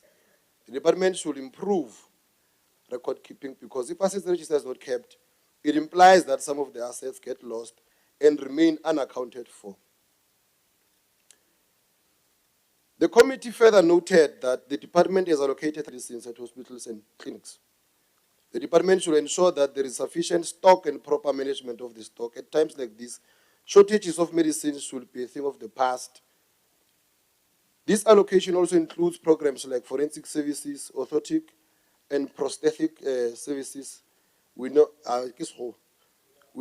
with concern that the budget for forensic services is higher, with an amount of 52 million, while orthotic and prosthetic services is, am I pronouncing Premier? Yeah, it's 10 million. The department will clarify the difference of this allocation in a detailed report that will be submitted to the committee. Madam Speaker, the work done by the committee in collaboration with the department is based on the positive outcomes and the zeal to improve where there are shortcomings. The opposition is even bored because there's nothing to oppose. Madam Speaker, the test of progress is not whether we add more to the abundance of those who have much. It is whether we provide enough to those who have little to nothing. We are driven by the desire to serve the most vulnerable masses of our people. Healthcare must reach a pensioner in Musudi and Masisi villages in Vembe, a young scholar in Malvita. In fact, Madam Speaker, from Messina to Mutse, from Bilabila to Hoedspruit, all Limpopo citizens must receive healthcare benefits. Therefore, Madam Speaker, it is in that spirit that we support the adoption of the 2025-2026 APP and budget with recommendations set out in the committee report. I thank you, Madam Speaker. Thank you. Thank you so much. The debate was opened. We now proceed to Honorable Andre Moss.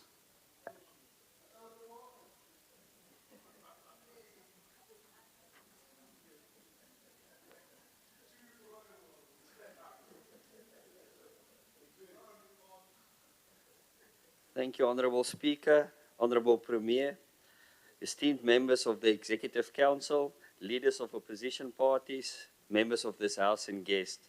Honorable Speaker, this department is entrusted with the lives of over 6 million people, yet too many clinics are collapsing.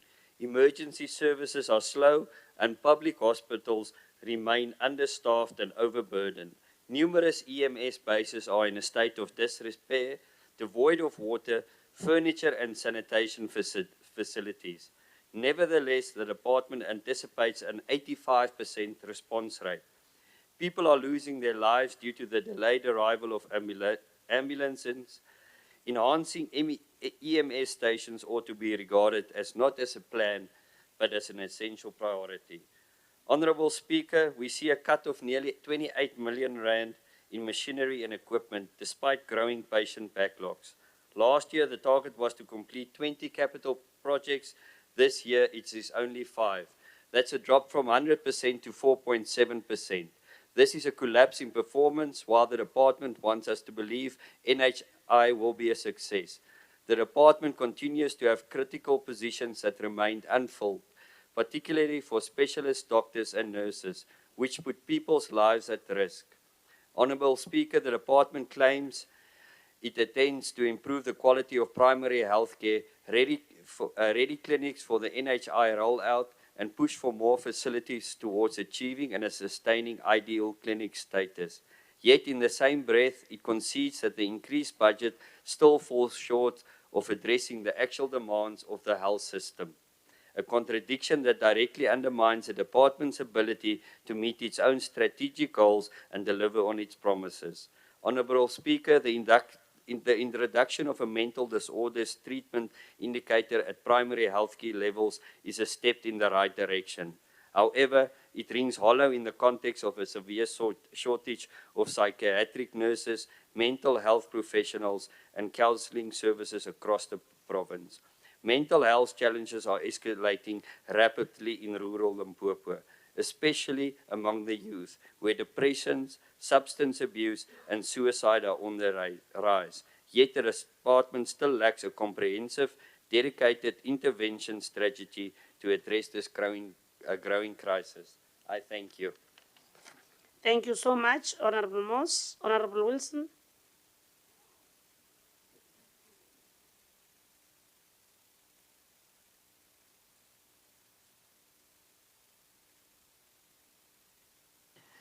Thank you, Speaker, and all protocols observed. Speaker, how is a committee supposed to sign off approve APPs and budgets when it has to ask more questions than it can get answers?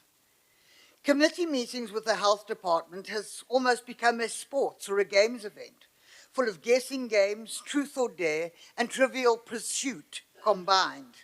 It is a frustrating and testing game show with little else. The committee has the mandate to ensure the APPs and budgets are being used to promote socio-economic development and to operationalize its activities towards the achievement of its intended priorities. But while we get the priorities, lack of planning or reporting by the department leaves the committee unsure of the department's ability to ensure such delivery of these priorities. When a department reduces tracking of sector-specific indicators from 68 to 39, you must understand that red flags are raised. District Health Services in Program 2 reduced APPs from 36 to 27. Program 4, Provincial Hospital Services, from 12 to 2, and Central Hospitals in Program 5 from 9 to just 1. We are advised that these indicators were standardized across all provinces through engagements within the National Department of Health. This, of course, is easy to check, and we are engaging with other provinces already. The budget showed a 5.8% increase from the previous financial year, with an increase in conditional grants by 2.8%. These are for HIV/AIDS, National Tertiary Services Grant, and Health Facility Revitalization Grant and Community Outreach Services. However, the committee had to request the department to indicate what are the key performance indicators attached to these grants and how will progress be monitored. They had to further request what percentage of the grants were spent in the past financial year and if there were any rollovers. The lack of information from the department with regards to spending and monitoring of grants is not acceptable. Such requests should not have to be made. The department reported that the increase in the budget did not adequately address the health service requirements, and this would impact negatively on its achievements to deliver its strategic goals. But more importantly, the department predicted a gap in the funding of maintenance of facilities and equipment, medicines, including vaccines, blood and laboratory services, security services, and health technology equipment. Given the appalling state of many of our clinics and hospitals, this is an alarming statement. Equipment, medicines, vaccines, and health technology equipment could be the difference between life and death of our citizens. We have had abductions and rapes at our clinics, but security services will have insufficient funding. While we understand the pressures of health are huge, and there are many priorities, surely facilities, equipment, medicines, and vaccines must be a key priority. Failure to deliver in these areas could easily exacerbate the pressures of the department already facing with regards to medico-legal claims, information for which was not in the report and is already costing the department millions.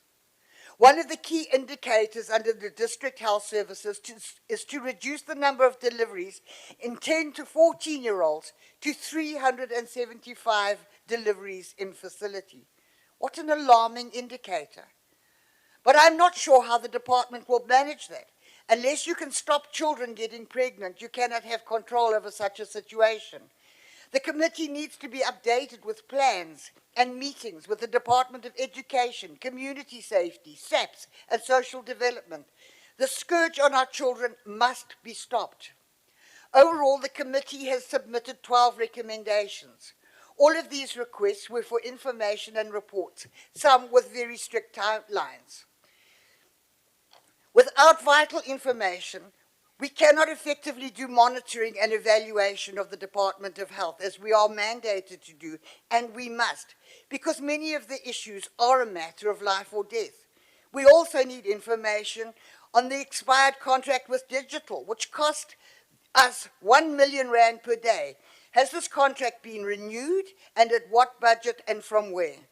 While the report of the committee and the department covers the issues well, unless we get detailed and relevant information, accepting the budget is challenging and cannot be done. I thank you. The time was up. Thank you so much, honorable members. The next member who's going to debate is Honorable Matumi Jacob Lebogo. He has written me a letter that he's unable to stand long due to the injury he had. He has requested to debate where he's sitting, and I've allowed him to do so. Honorable Lebogo. Thank you, Honorable Speaker, you are not a doctor, you'll not even be one. Re dumedishe Premier ntlo ka moka baetapele ba EFF. Ke bolla mo legatong la EFF re bontšhe maswabi go department kudu ka ge e sa inspire confidence re kgopela visibility ya MEC. Ge le kgweditše nako le bone Premier a le botše ka mokgontše ya dia mengwageng ya go feta. Ge be sa le MEC ka mo kgorong yeo ka gore go botlhokwa gore MEC a be visible mo setšhabeng le balwetši ba kgone go fela ba interacta le yena. We also demand the acting allowances be paid in full from all funded positions where people have been acting for many years. And that payment must be backdated to include everyone who has acted in the department. The EFF calls for employment and absorption of unemployed doctors and nurses who have been idling at home, whilst our communities are subjected to long queues in hospitals and clinics. Honorable Speaker, we need to know the view of the department, in particular in relation to the drug rehabilitation centers which are mushrooming in our communities. We need a clear program which includes health protocols in dealing with those who are abusing drugs and managing the facilities to avoid what happened in Gauteng and other places like Esdimen. Honorable Speaker, the EFF is concerned that the budgets are allocated on annual basis, yet there is nothing to show for it, especially on infrastructure projects. Can the MEC update the House about the completion of incomplete facilities such as the Wahome EMS, which has a dispute with Department of Public Works, Letaba Hospital, the ICU Center and a new general ward, St. Rita's ICU and high care unit, including clarity on the abandoned Zone 1 Seshio Clinic. The construction and operation of these facilities has been moving on a snail pace with no tangible progress recorded. Can the department furnish this House? Why are they behind in terms of dealing with previous indicators? The reduction in the target indicators from 36 in the year 2024 to 2025, from 36 to 26 in the year 2025 to 26 financial year is unacceptable and regrettable as it is a step backwards on service delivery. It defeats logic that instead of increasing the indicators, the department, for some awkward reasons, deemed it fit to decrease the indicators to the detriment of service delivery. Honorable Speaker, can the MEC update this House on the number of clinics which achieved ideal clinic in the last financial year and how many are still to achieve it in the current financial year? How many clinics operate 24/7 because women give birth at the gates of clinics and are being told by nurses that they are closed instead of getting help? Honorable Speaker, the department predicted a gap in the funding of maintenance of facilities and equipment, medicines, including vaccines, blood and laboratory services, security services, and health technologies, and this have a negative impact on the services to be provided. There is an acknowledgement that the budget allocation in the department for the indicators, as mentioned, is not enough to address service delivery. Furthermore, Honorable Speaker, the EFF also is concerned about how the department was recovering its debt, especially from the Road Accident Fund and established medical aids, because those resources can help in improving services to the poor people. It is clear that the department does not have a clear debt recovery strategy, resulting in the loss which cannot be accounted for. Honorable Speaker, we are disturbed that the target indicators in primary health care sub-programs were reduced from 5 to 2 in the year under review. The department has embarked on a massive campaign, Honorable Speaker, to reduce targets, which is unforgivable sabotage against service delivery. Can the department confirm to this House whether they have a tool to monitor targets on patient experience of care survey rate? Honorable Speaker, the continued shortage of specialized nurses at PHC facilities remains a serious concern as this has direct impact on service delivery. Can the department update this House on plans to reduce the high rate of loss to follow up and improve the HIV/AIDS treatment outcomes? And how far is the plan to integrate the whole healthcare system in the province? You reported that EMS target response time increased from 65 to 85% in the current year. You need to clarify whether the current EMS human resource is sufficient to meet the increased ambulance response time against the targeted response time.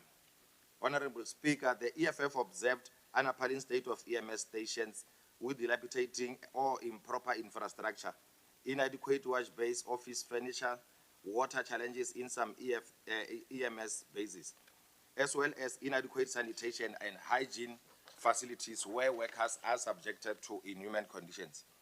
We are also concerned about the low expenditure on machinery and equipment in this program, and a huge number of unused machines which were purchased and have never been used. We need to get answers why and what is going to happen to those machines. Plans to register 200 new nursing students for the current financial year are noted. However, we urge the department to urge more advanced nursing modules so that we can have more intakes of nurses to close the gap of those who are leaving the system. We need to support more home-based care teams and trainings, and also train more advanced EMS personnel. The long queues and slow pace of help in our hospitals, Honorable Speaker, requires that the 1 department minute must left. start giving a meal to people who go to hospitals to wait for the whole day without having a money to buy meal or to go back home. Our hospitals, Honorable Speaker, have huge unused land, and we submit that the land must be used in collaboration with agriculture, use people who have experience in backyard farming to produce food for hospitals, as will be in-sourcing the services. I thank you. Thank you so much. Unfortunately, where you sit, you can't see the camera with the time. We now proceed to allow Honorable Malwana to close the debate. The chair of the committee, Dr. Chweni William. Dr. Chweni William Malevana.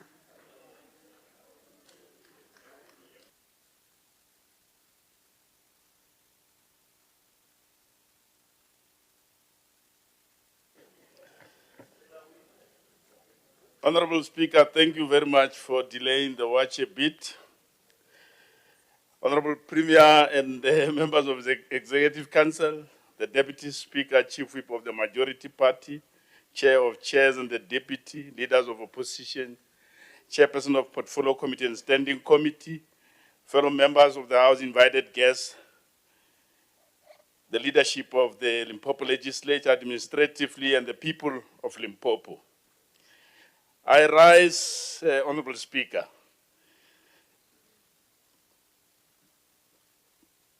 to give input about the vote 7 of the Department of Health that the Portfolio Committee is presenting for approval. Premier's pledge to increase the expectancy of the Limpopo through progressive health intervention is a step in the right direction, as was said in the Premier's speech, the provincial address. However, we must acknowledge that the healthcare system in our province is still plagued by the legacy of apartheid in a number of ways. Among those ways are related to a pool of healthcare workers that are available in the province. And some of the problems that are facing the department is a shortage of medical personnel, inadequate and insufficient infrastructure, and unequal distribution of the resources are just few of the challenges. And the most district that is severely disadvantaged, if I can say that, Honorable Speaker, is Sikukune district. As we make the move as the portfolio, without having a tools, by the way, but just by the look of the eyes, the district cannot be compared with other districts on matters of health, particularly infrastructure. However, the MEC have reaffirmed this goal that was set by the Premier, emphasizing the need to provide quality health care to enhance life expectancy and uphold dignity using a number of ways. The Department of Health has been allocated 26.1 billion for the year 2025-2026 financial year, while this represents an increase on 5.8% from previous year. As a portfolio, we will examine these funds in terms of how they are used. And the department priorities, as outlined in the annual performance plan, are commendable. But we must ensure that they are aligned with the need of the people, where my orientation says this, we call them the working class. The department has prioritized several key deliverables for the 2025-2026. And among them is enhancing primary health care, quality for NHI preparation, reducing maternal and child mortality, combating HIV and AIDS, reducing the burden of disease from TB, tackling the burden of disease from non-communicable disease, and improving access to EMS, health infrastructure improvement, and accessibility. We also are saying it is important, Honorable MEC, as we have agreed, as well as to lobby the Premier that the College on EMS and Nursing needed an attention of the provincial government. We are calling that must be prioritized because it has potential to alleviate the shortage of the critical personnel that we require.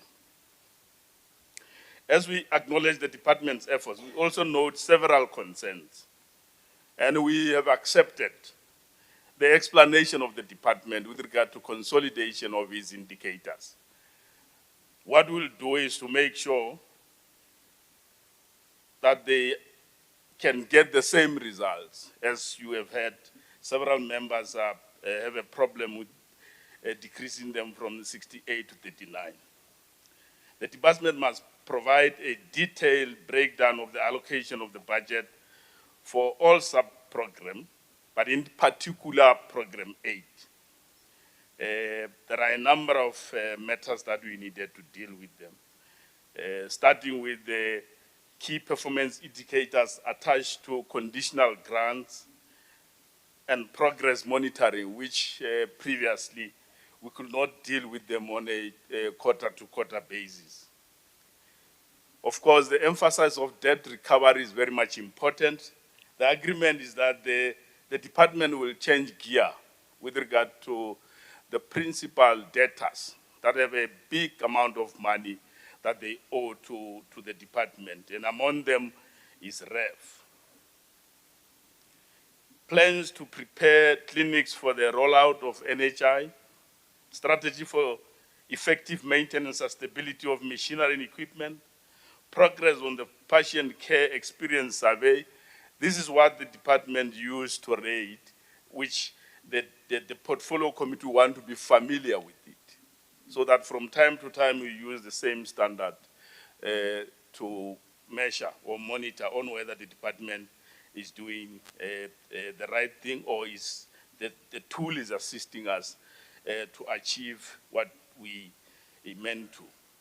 We also will want the department to have a recruitment plans. After we understood the stand in terms of finance and the baseline with regard to where we start with regard to recruitment, we are saying that for this particular year, we needed all vacant posts that are there to be monitored through a plan from the department. That tells us how they are going to do that. And we think that those that are funded per this year must all be, make sure that people are employed.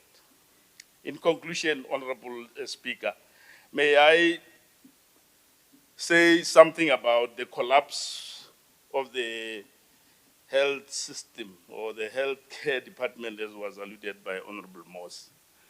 Our experience with the employees of the department, they will not allow it to collapse. They will not. What we are calling for the department is to make sure that they do their bit with regard to making sure that they augment them. We don't even think that the department will collapse. But we needed the leadership of the department to make sure that that warning, as it was said here earlier, does not come to pass. I think that's very much important that we do that. I want to say, Honorable Speaker, we support the department's annual performance plan and budget for the financial year. However, we urge the department to address our concerns and provide the necessary report. We move that the report be adopted as the report of the Honorable House and that the budget of Vote 7, Department of Health, be passed. Thank you very much. Thank you so much, Dr. William. Chweni Malevana Raleboga will now afford an opportunity to the Honorable MEC to respond to the debate. Honorable MEC. Honorable MEC Dieketseng Mashego.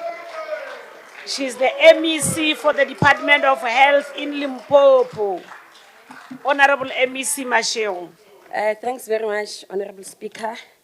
Greetings to yourself, Honorable Dr. Speaker, the Deputy Speaker, our Honorable Premier, MECs, the Chief Whip and the Deputy Chief Whip, Chair of Chairs, Deputy Chair of Chairs, all honorable members present here and all the guests in the gallery. Honorable Speaker, let's take this opportunity as the Department of Health and thank you for giving us this opportunity to respond to the debate that happened just now by the honorable members. Let me start by actually explaining again to the members, especially members of the Portfolio Committee, about the reduced indicators. As we've explained in the Portfolio Committee that indicators, we do not sit and decide as the Limpopo Department of Health that now we are reducing indicators, but it is an activity that is done nationally.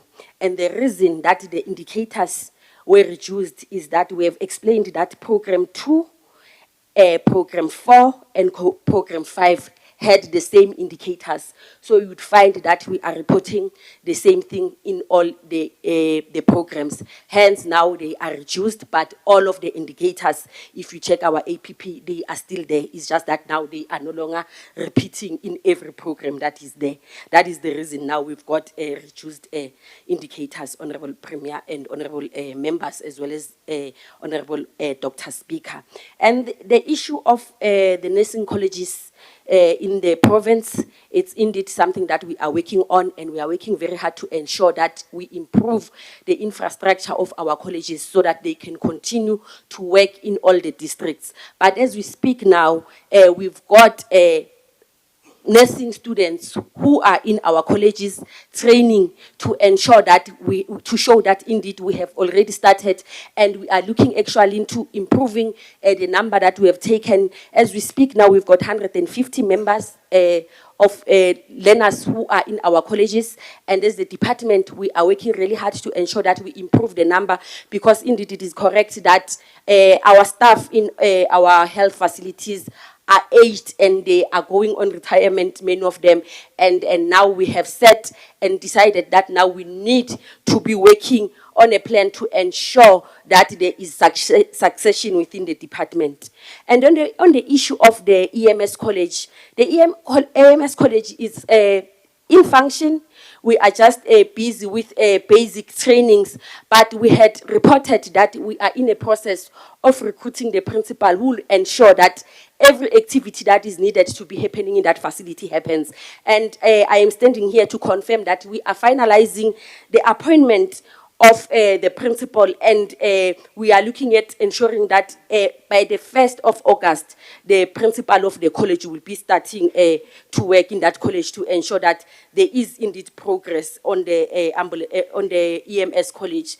The issue of the response time for ambulances, as it was raised here by Honorable Moss, we want to repeat again that it was indeed a concern, and we have actually invited the honorable members from the Portfolio Committee to come and join us, as we have pronounced here during our budget speech that we have finally procured and launched the CAT system that is there to assist us in terms of the response time for our ambulances. And I can assure you now that it is already functioning, and with it, we are able to monitor all the ambulances that we have within our provinces. And how it works is that now we no longer wait for long for an ambulance that is far, but we are saying we dispatch the nearest ambulance to the incident that has been reported. And our invitation, Honorable Dr. Malibane, the chairperson, to the portfolio committee still stands, so that you can come and experience and understand what is happening with that system. And on the issue of the ideal clinic status, as the department, we are at 60.7%, which is 289 of our facilities over 479.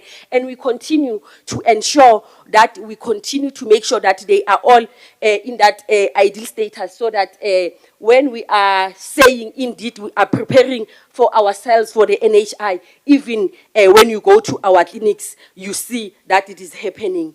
And then the issue that was raised by Honorable Wilson, I do not know which portfolio committee meetings you are attending, honorable members, because as the department, we are always there and we always respond to all the questions that are being asked. We always ensure that we submit all the reports that are requested by the portfolio committee, because we know that as the department, we cannot work alone. We understand that the portfolio committee, through their oversight, they are assisting us to ensure that indeed the services that we are talking about actually do reach the people. So in those portfolio committee meetings, we ensure that we give that. And then in terms of the spending due to health technology, we have also indicated the challenge that we have with SITA to the portfolio committee, and we are working very hard to ensure that we resolve it and ensure that indeed we spend the money correctly in ensuring that we procure all the machines that we need to assist the people of Limpopo. And then the issue that we are seeing in terms of teenage pregnancy, especially to kids between the age of 10 to 14, we are saying as the department, and we are also making a call to all the honorable members who are present here, to say we need to strengthen health education to our kids.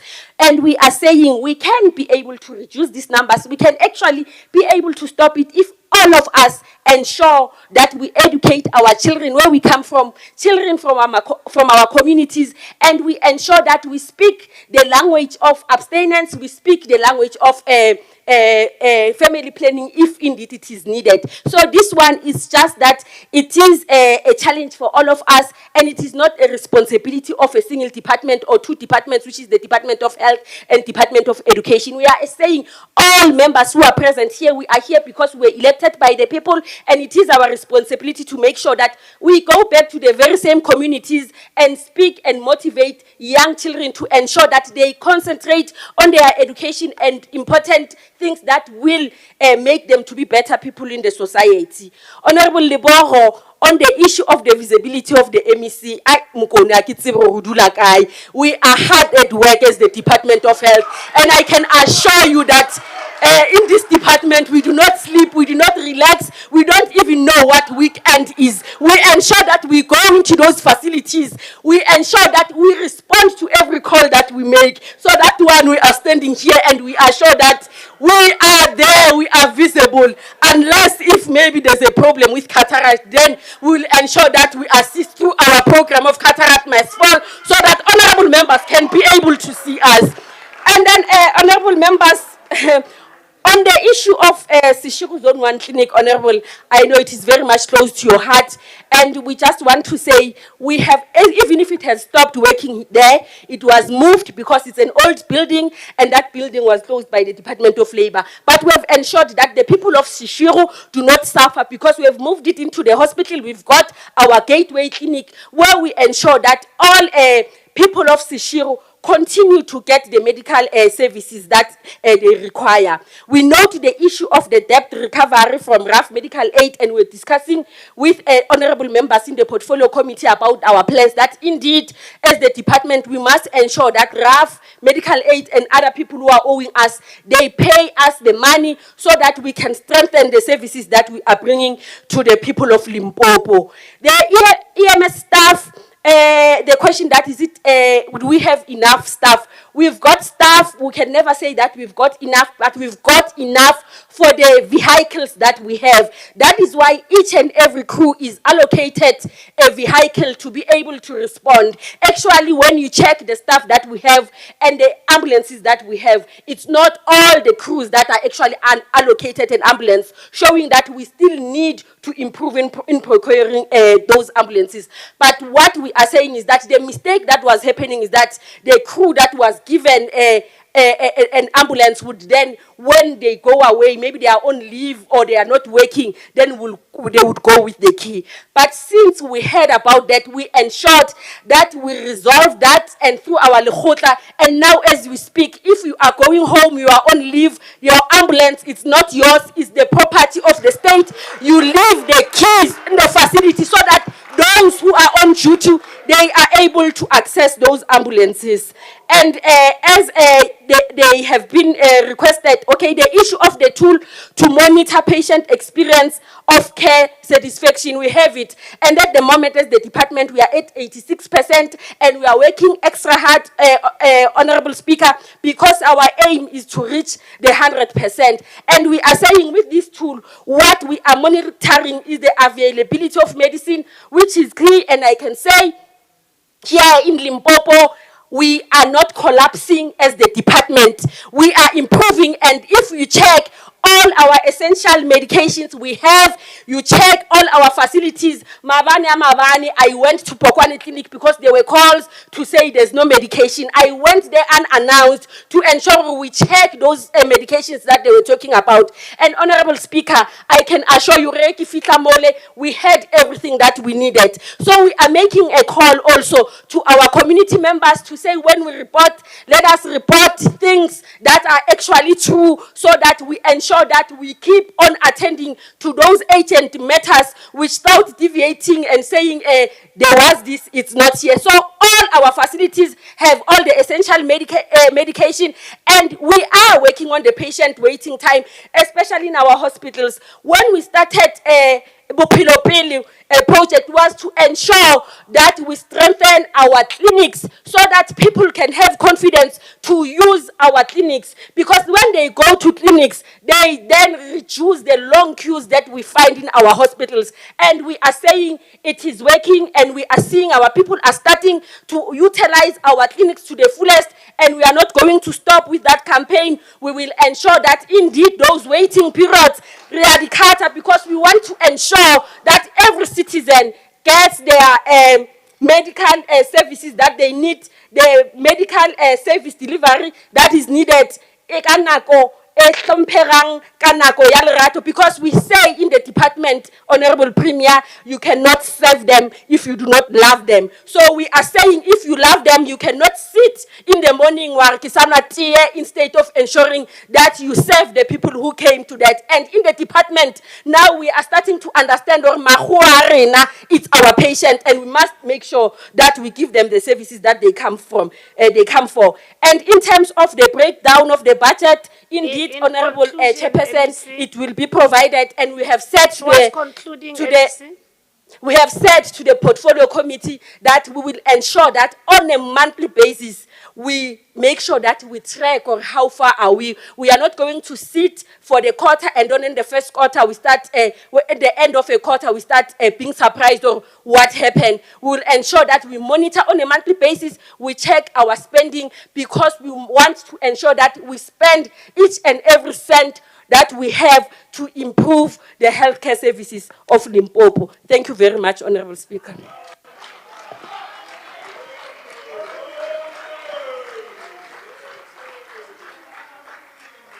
The MECs must always know that their response time is 3 minutes. Their response time is 3 minutes. I'll just allowed you to talk, but in future you need to know that you are always timed as well. Just summarize. But I was seeing that members were enjoying the MEC of Health talking, so so I couldn't stop her. Okay, yeah. Thank you so much, honorable members. Yeah, honorable members, can we now proceed? While MEC is sitting down there, we are now at honorable members' order. Can we proceed? Yeah. 7.1.3 in terms of the order paper will now request is the consideration and the adoption of the following report of the Portfolio Committee on Provincial Treasury. Committee Chair, Honorable Maseka Piedi, Solomon, the man of wisdom.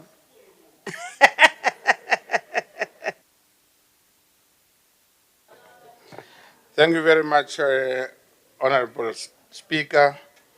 Greetings to the Premier and her executive, the Chief Whip and the Deputy Chair of Chairs and the Deputy Chairpersons and our people at the gallery. Honorable Speaker, I stand before this House to present the 2025-2026 Annual Performance Plan for the Department of Provincial Treasury for consideration and adoption. And I so move, Honorable Speaker. Thank you so much, Honorable Chair.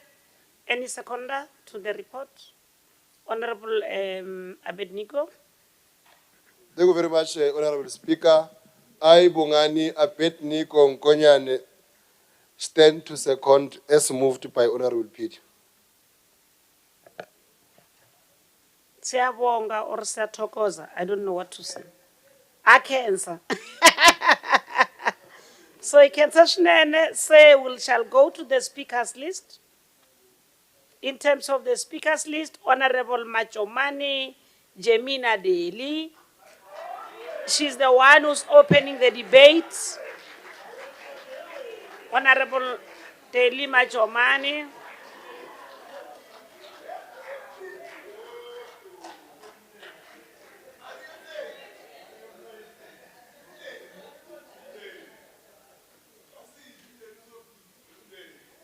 Honorable Daly Machomani, she's the one who, Daly Machomani is the one opening the debate. Your 10 minutes will start now.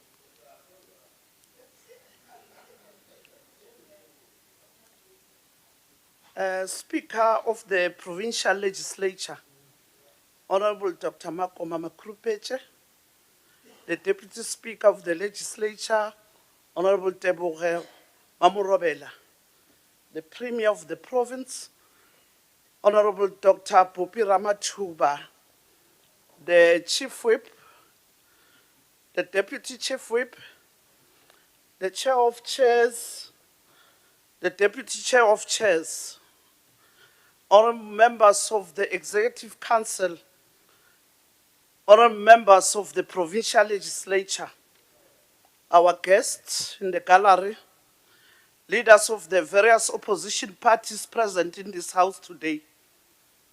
Yan Bingelela, Lochani, Nivugile,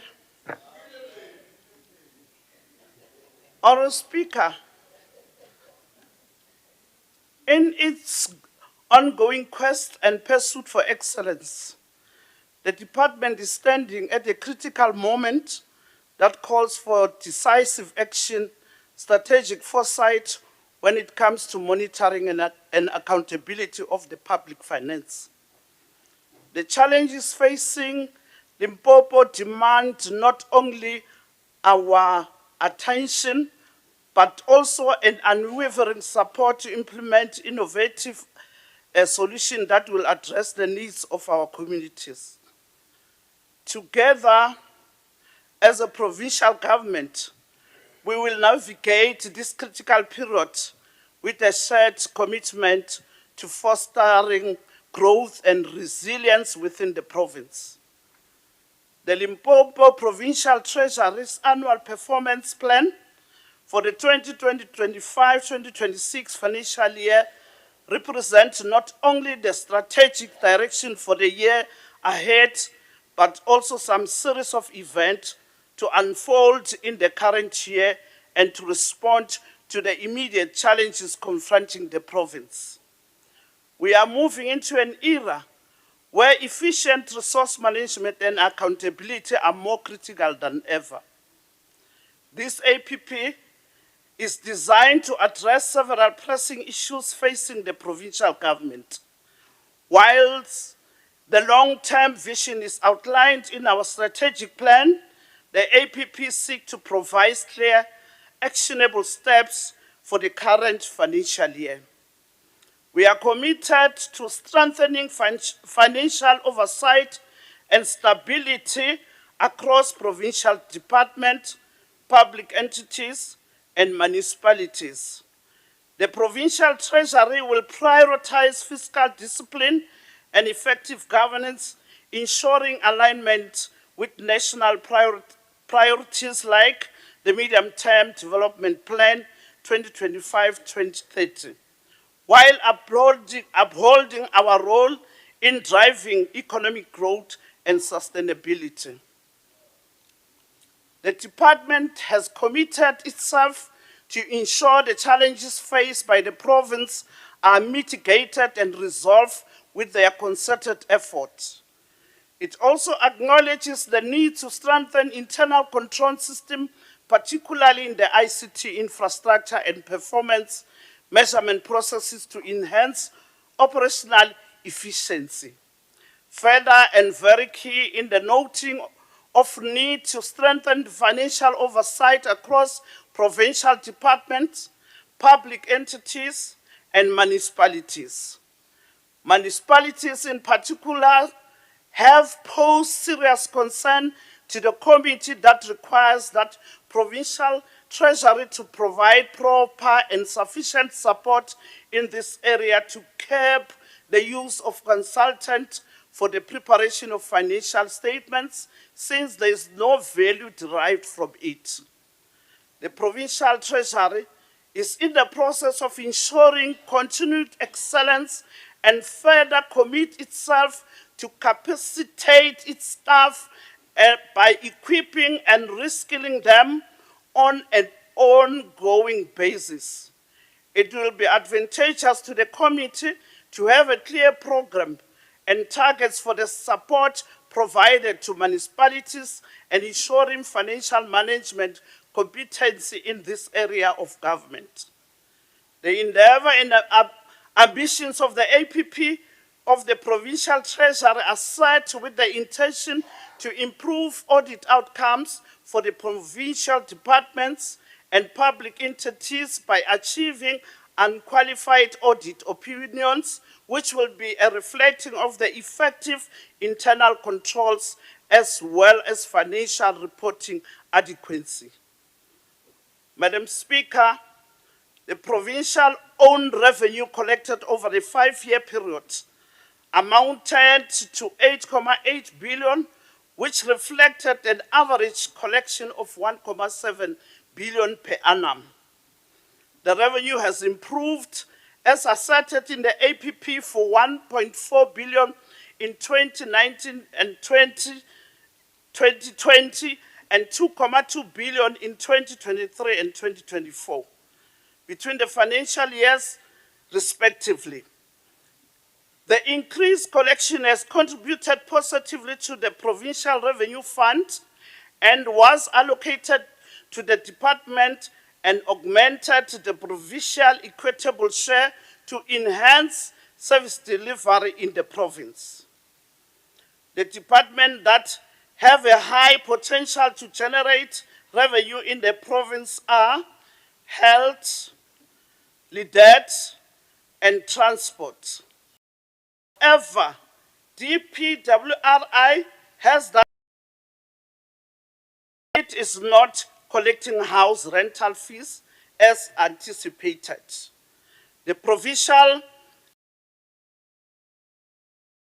necessary support to DP with its turnaround strategy in order to ensure inflow of rental fees. The economy of the province has been growing from strength to strength, but in 2020 there was a downturn of 6.7% and this was followed by the upturn from the effect of COVID-19 pandemic by a growth of 5.5% in 2021.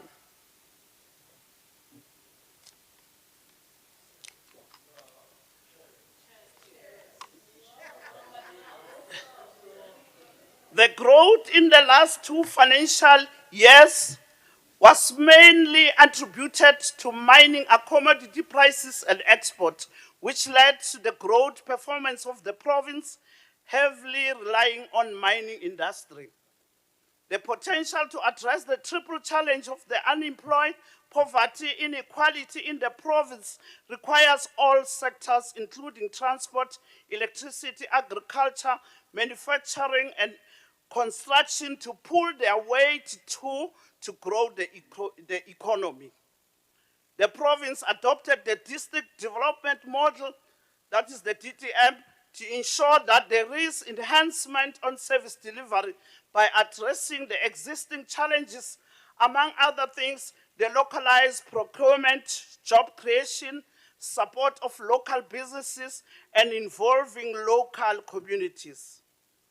The DTM embraces the notion of one district, one plan, and one budget, which aims to accelerate and align integrate service delivery under a single development plan per district that is developed jointly by national, provincial, and local government, including business, labor, and communities in each district.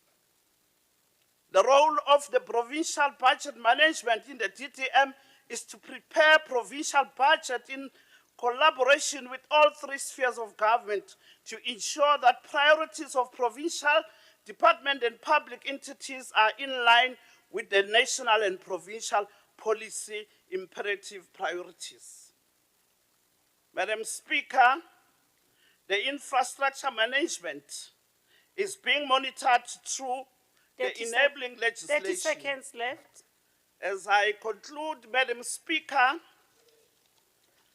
on this note, I therefore, Honourable Speaker, request this Honourable House to consider and adopt the 2025-2026 APP and budget of the Department of Provincial Treasury. Ngiyabonga. Ngiyabonga, ma'am. Siyabonga, Ma'am Deli. I need to be, Siyabonga, I need to be guided from the DA. I don't see Honorable Small here. Are you taking over? Yeah, Honorable Wilson.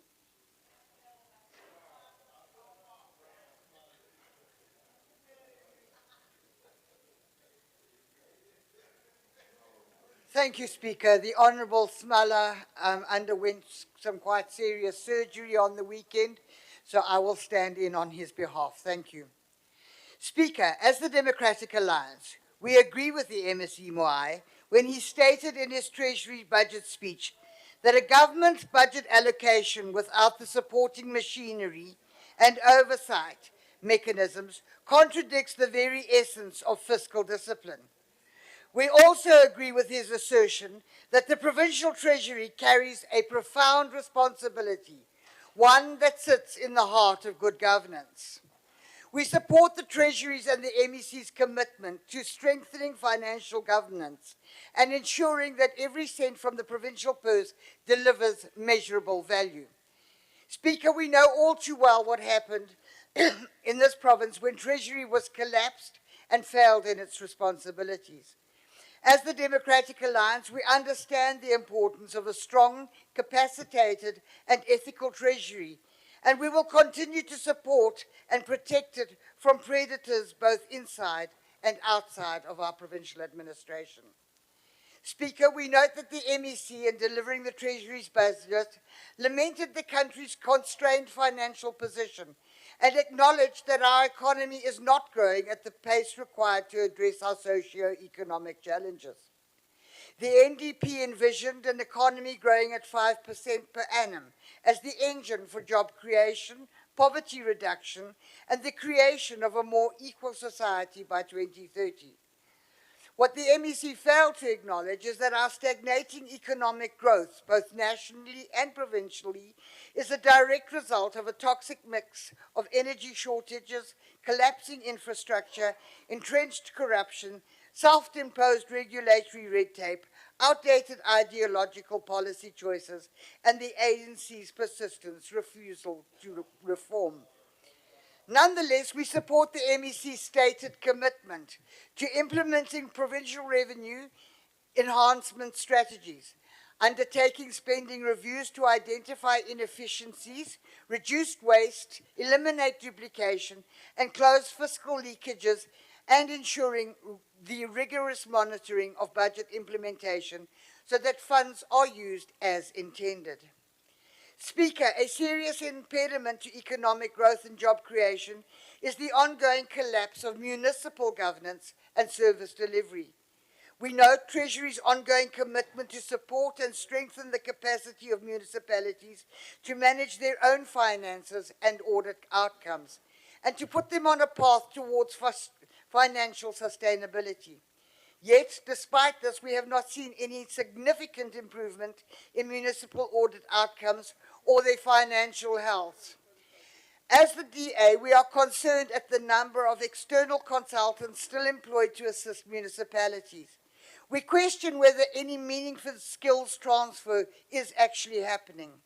At the same time, municipal infrastructure and service delivery across our province continues to go down.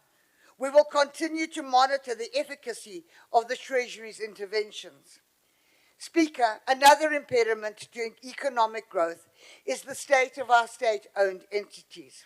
This House and the provincial executive have collectively signalled a clear policy shift that our SOEs must become self-sustaining, that we can no longer continue to bail them out. We call upon Treasury to ensure that self-sustainable models for our SOEs are developed and urgent. Speaker, whilst we welcome the establishment of the Provincial Disaster Contingency Reserve Fund, which hopefully will improve our responsiveness to disasters, we caution as the DA that we need to ensure that funds dispersed are accounted for and that oversight is exercised.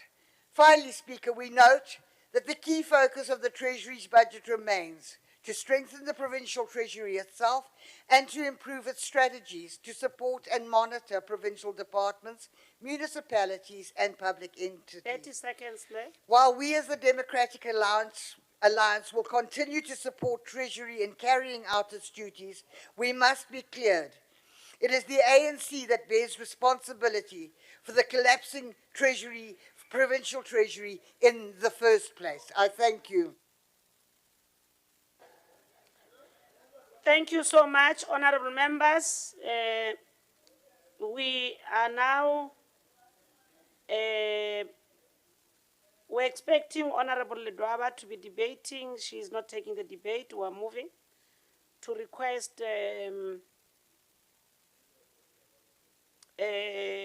Honorable Piedi Maseko. Can we have Maseka Piedi Solomon to be the one closing the debate? Order, Honorable MEC. Can we please be in order? Thank you very much, and greetings to you, Honorable Speaker of our Provincial Legislature, Honorable Dr. Makoma Grace Makurupet, and the Deputy Speaker of this legislature, Honorable Tebogo Grace Pushia Mamrobela, as well as the Premier of our province, Honorable Dr. Popira Matuba, the Honorable Executive Members, as well as the Honorable Members of the Provincial Legislature, not forgetting the Chief Whip, together with the Deputy Chief Whip, as well as the Deputy Chair, the Chair of Chairs and the Deputy Chair of Chairs, leaders of various opposition parties in here. Honorable Speaker, allow me to take the House for a while back about this department and not forgetting the MEC for this very important Department of Treasury, Honorable Mawai.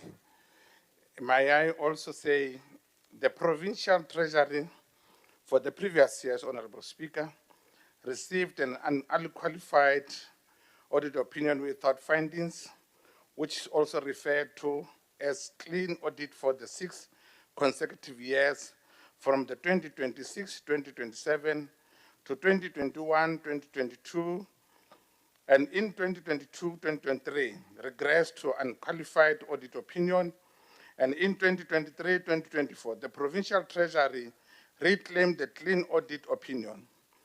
This is one of the departments, amongst others, that has always been putting provincial government on the map in terms of their dedication and commitment, hence the achievement on clean audit.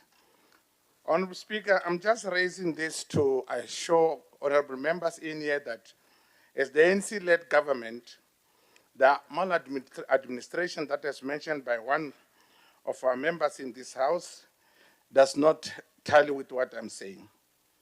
And maybe to clear the confusion of another honorable member who said we are here just to confuse them further, I don't know if the clean audit can really confuse anyone.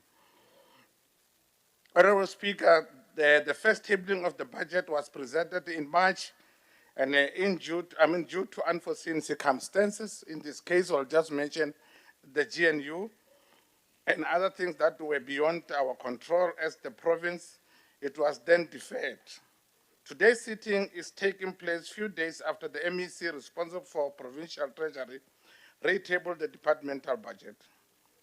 The department has 5 programs which are in the following order, Honorable Speaker: administration, sustainable resource management, assets, liabilities, supply chain management, financial governance, and shared internal audit services. Honorable Speaker, the department's budget for the 2025-2026 financial year has increased from 478 million rands to 512.8 million rands. The main share of the budget is allocated to administration with 43% or 220.1 million rands of the main budget, which is equivalent to the allocation in the 2024-25 financial year. The program that received the least allocation is assets, liabilities, and supply chain management with 11% or 58.3 million rands allocation of the main budget, which is 11% more than the previous year's allocation. The Sustainable Resource Management Program received 18% or 93.1 million rands of the main budget, which is 1% more than the allocation of the 2024-25 financial year, that was 80.8 million rands. The Financial Governance Program received 17% or 81.1 million rands of the main budget, which decreased by 1% from the 81.3 from the previous financial year. The shared internal audit services program received 12% or 60 billion rands of the main budget, which was equivalent to the allocation in the previous year by percentage. The allocation for administration has seen an increase of 6% or 207.8 million rands in 2024-2025 to 220.2 million rands in 2025-2026 financial year. The purpose of the program is to manage, monitor, and the implementation of the corporate management services. Compensation of employees has increased from 123.9 million rands in 2024 to 2025 to 133.4 million rands in 2025-2026 financial year. This is due to reprioritization of certain vacant posts on the organizational structure, as we always ask the department to make sure that all critical posts be refilled. There is an increase on goods and services from 76.1 million rands in 2024-2025 to 77.2 million rands budget in 2025-2026 financial year. and the budget will fund contractual obligations of the department, which amongst others are lease of office buildings, audit fees, telephones, security services, and government vehicle running costs. Honorable Speaker, a transfer and subsidy subject has increased from 1.3 million rands in 2024-2025 to 2.5 million rands in 2025-2026 financial year. The allocated funds will be used for payment of vehicle licenses, rates and taxes, and the South African Institute of Chartered Accountants to Tuka training project, as well as leave gratuity. CapEx increased from 6.5 million rands budget in 2024-2025 to 7.1 million rands in the 2025-26 financial year. The allocation will cater for the procurement of working tools. Don't be surprised, Honorable Speaker, and the House at large, because we are dealing with figures. We don't talk much. We only talk figures. Honorable Speaker, the budget for sustainable resource management has increased from 80.8 million rands in 2024-2025 to 93.2 million rands for the 2025-26 financial year. The purpose of the program is to promote sustainable resource management services to the provincial department and provincial public entities.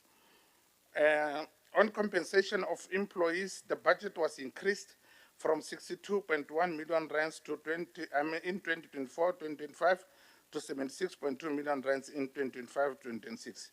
As we said above there, that the vacancy post must also be refilled. The goods and services budget increased from 15.2 million rands in the 2024-2025 to 70 million rands in the 2025-2026 financial year. The allocation will mainly cater for municipal support program, printing of budget books, as well as travel and subsistence allowance. I hope in this case, Honorable Wilson will also learn that the department cares as well to the level where it goes to the municipalities and offer an assistance, not only verbal assistance or complaints, but even financially. Honorable Speaker, the budget for the assets, liabilities, and supply chain management increased from 49.6 million rands in 2024-2025 to 58.3 million rands in 2025-2026. The purpose of the program is to oversee the management of assets, liabilities, and supply chain management in provincial departments and public entities. It exactly covers, as she said before, that the entities also needs to be catered for, and it's exactly what we're doing. Compensation of employees has increased from 44.8 million rands in 2024-2025 to 51.2 million rands in 2025-2026 financial year for filling of vacant position within the branch. Goods and services budget received an increase of 7.1 million rands in 2025-26 from 4.9 million rands allocated in 2024-25 financial year. The funds are earmarked to pay for provincial bank charges and face value documents, amongst others, as well as travel and subsistence for officials when supporting the institutions. Honorable Speaker, in conclusion, I can say as the department, Honorable Speaker, we just in conclusion, we are saying it's not about how much you have, it's about on how to use the money in order to sustain clean audit. Therefore, Honorable Speaker, the Portfolio Committee considered and adopted the retabling of the provincial treasury budget, and on behalf of the committee, allow me to request the House to also consider and adopt this as a true reflection of the budget allocated to the department. I thank you, Honorable Speaker. Thank you so much, Chair, for your closing debate. We shall now call upon Honorable MEC of Provincial Treasury, Ndate Khabu Mawai, to respond to the debate as made by members. Honorable Speaker, Honorable Deputy Speaker, Honorable Premier, Honorable MECs, Honorable members of the legislature, the Chief Whip of the House and the Deputy, the Chair of Chairs and the Deputy, all the members of the legislature, including members of this committee and the chairperson in particular, thank you very much for this opportunity. In the interest of time, but very cognizant of the fact that there were issues that were raised in the member statement, which the Honorable Leader of Government Business adequately responded to, but it will be remiss of me if I miss this opportunity to state the record straight, that the average for this province on the payment compliant rates for 2024-25 is 99.8%. In those who do statistics will say any figure above 5 can be converted into 100%. It is not true that this is not good. Because if you look at it, the 0.2% difference is as a result of instances where late payments are caused by the very people that need to be paid, where sometimes they change bank details without informing the user departments. So it cannot be as a result of this province not complying. So the compliance rate, indeed, as the Leader of Government Business said, is 100%. We can claim that victory. And as for the women owned businesses, indeed, it is low, we acknowledge that, and we said we'll make sure that it is being attended to. Suffice to say, all the honorable members, including Honorable Wilson, are acknowledging the fact that we are actually doing what is necessary. I must refute the claim that the ANC is the problem when it comes to that, because we cannot be seen as separate things from the ANC. We are given this mandate by the ANC, and it is the ANC that is ensuring that we do our work. Therefore, it may not be true that it is an impediment. The growth problem in of our country, as we all should know, is as a result of, the globalized economy. The factors that lead to growth across the world is mostly factors beyond the control of emerging economies such as ours. It cannot be attributed to the ANC toxic whatever that was said. We will take lessons from the debate itself, what was said, and will improve on the basis of that, but we can assure you that we'll still sustain the clean audit. The audit is in the process now, and not only Treasury, but even more departments may be coming to the clean audit side, and those who are unqualified will still maintain that. So we thank honorable members for supporting this budget vote and continuing to be robust in your oversight, and will always follow this adage that says, just follow the good practices, you'll get somewhere. We'll remain the custodians of good financial governance on the basis of the support and your robust oversight. I thank you, Honorable Speaker.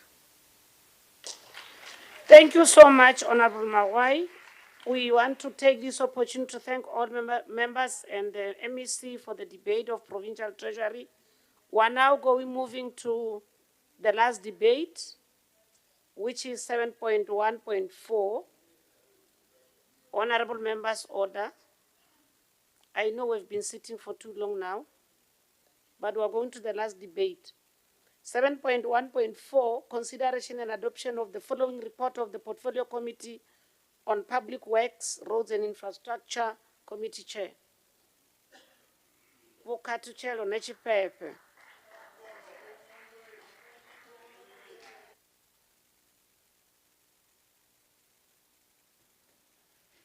Thank you, Madam Speaker.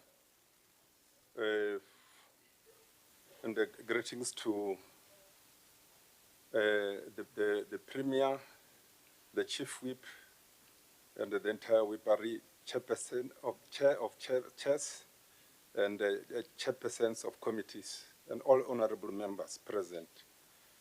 I rise to present the 2025-2026 annual performance plan and budget for the Department of Public Works and Road Infrastructure for consideration and adoption by the House. You can switch off the mic and sit down where you are. Can we get a seconder?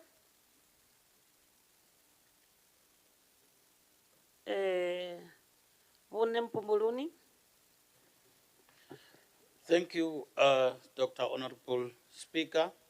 I stand here to second the motion as presented by Honorable Nechbe. Committee Chair, 7.1.4.2. I again rise to present the 2025-2026 annual performance plan and the budget for Road Agency Limpopo. Thank you, Madam Speaker. Now you can switch off and get your seat. Thank you. Can we get a seconder? Honorable Piedi. Thank you, Honorable Speaker. I stand to support the presentation made by Honorable Nechbe. Thank you. Thank you so much. We shall now refer to the speakers list.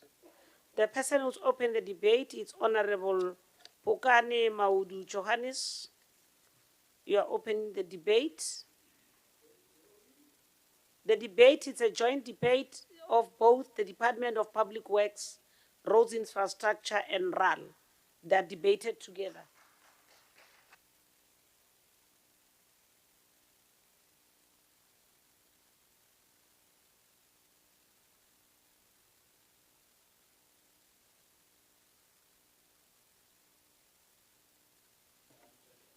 Takitamishi, the Honorable Speaker, Dr. Makoma Makrupeja, the Deputy Speaker, Meteboge Mamrovela, the Premier, Dr. Popi Ramatuba, the MECs present here, the Chief Whip and the Deputy Chief Whip, the Chair of Chairs and the Deputy Chair of Chair, the chairpersons of committees, the WIPARI, leaders of opposition parties, as well as my fellow honorable members present here. Honorable Speaker, it is still in our hands to combat the triple challenges of poverty, inequality, and unemployment. This is the clarion call that we must all hit as we commemorate Nelson Mandela Month and prepare to observe and celebrate Nelson Mandela Day on the 18th July. This is a moment and an opportunity for all of us to recognize our individual and collective responsibility and power to make an indelible mark and an imprint on the lives of our people. The African National Congress efforts to ensure that our people receive quality and reliable services is predicated on Mandela's legacy and values of kindness, compassion, social justice, and inclusion. The treble challenges of poverty, inequality, and unemployment are man-made, and therefore they can be overcome and defeated by a collective positive energy to build the South Africa that Nelson Mandela envisioned. Madam Speaker, as we prepare to celebrate Mandela Month, we are reminded that just last month we commemorated the Youth Month and the 79th anniversary of the Youth Day, June 16. This was done to commemorate and celebrate the bravery and fearlessness of the 1976 student against the armed repression of the apartheid security forces. The celebrations reminded us of the stark, harsh realities that is impossible to ignore, that the youth of today face a crisis of staggering unemployment unimaginable to the youth of 1976, their predecessors. The official unemployment rate stood at 32.9% in the first quarter of 2025, with the expanded unemployment rate being at 48.6%. This means that many young South Africans are still trapped in a cycle of unfulfilled dreams, despair, and despondency. The ANC bemoans this situation and commits itself to double its efforts to reverse this trajectory. Madam Speaker, the Department of Public Works, Roads Infrastructure is poised to play a meaningful role to turn back this tide.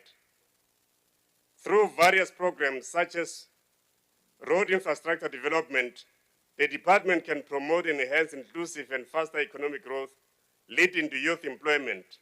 We welcome the projection by the department to create over 7,212 work opportunities targeting the youth, women, and people living with disabilities. This surpasses the target job opportunities that was set in 2024-2025 financial year, with almost 3,906 job opportunities. Another component that can enhance job creation and empowerment is through SMME support, which should be biased to these vulnerable groups. In this regard, we welcome the commitment by the department to ensure that at least no less than 45 SMEs are to be contracted in its infrastructure development projects. We believe that with over 3 billion set aside for road infrastructure development, it is not being over-ambitious or overzealous of us to reiterate calls for 30% set aside for the vulnerable groups, meaning the youth, the women, and people living with disabilities. In addition to this, we call on the department to continue with its efforts to ensure that all approved invoices are settled within 30 days. This will ensure financial sustainability and liquidity of these SMEs, leading to an improved quality of life for many people, majority of whom will be youth and women. The NC is, however, concerned about the reduction in the budget set aside for the road agency Limpopo to improve the provincial roads network. Emiagri 958 million that has been set aside for transfer to RAL to improve provincial road networks is a drop in the ocean, considering the kilometers of gravel roads in the province that still need to be improved or upgraded from gravel to tar. The budget allocated to RAL is meant for construction of tar surface roads only, as has been its original core mandate, with the department taking full responsibility for the maintenance of the provincial road networks, including gravel roads, grading, patching, and rehabilitation. The committee will forever remain seized with ensuring that the work done remains of high quality by both the department and RAL. The ANC supports and encourages the department to further prioritize companies owned by the youth, women, and the disabled when enlisting beneficiaries for the National Contractor Development Program. Although we welcome the provision for the 36 beneficiaries targeted for this financial year 2025-2026, we believe that this number is way too little and might need to be increased substantially in the forthcoming financial year.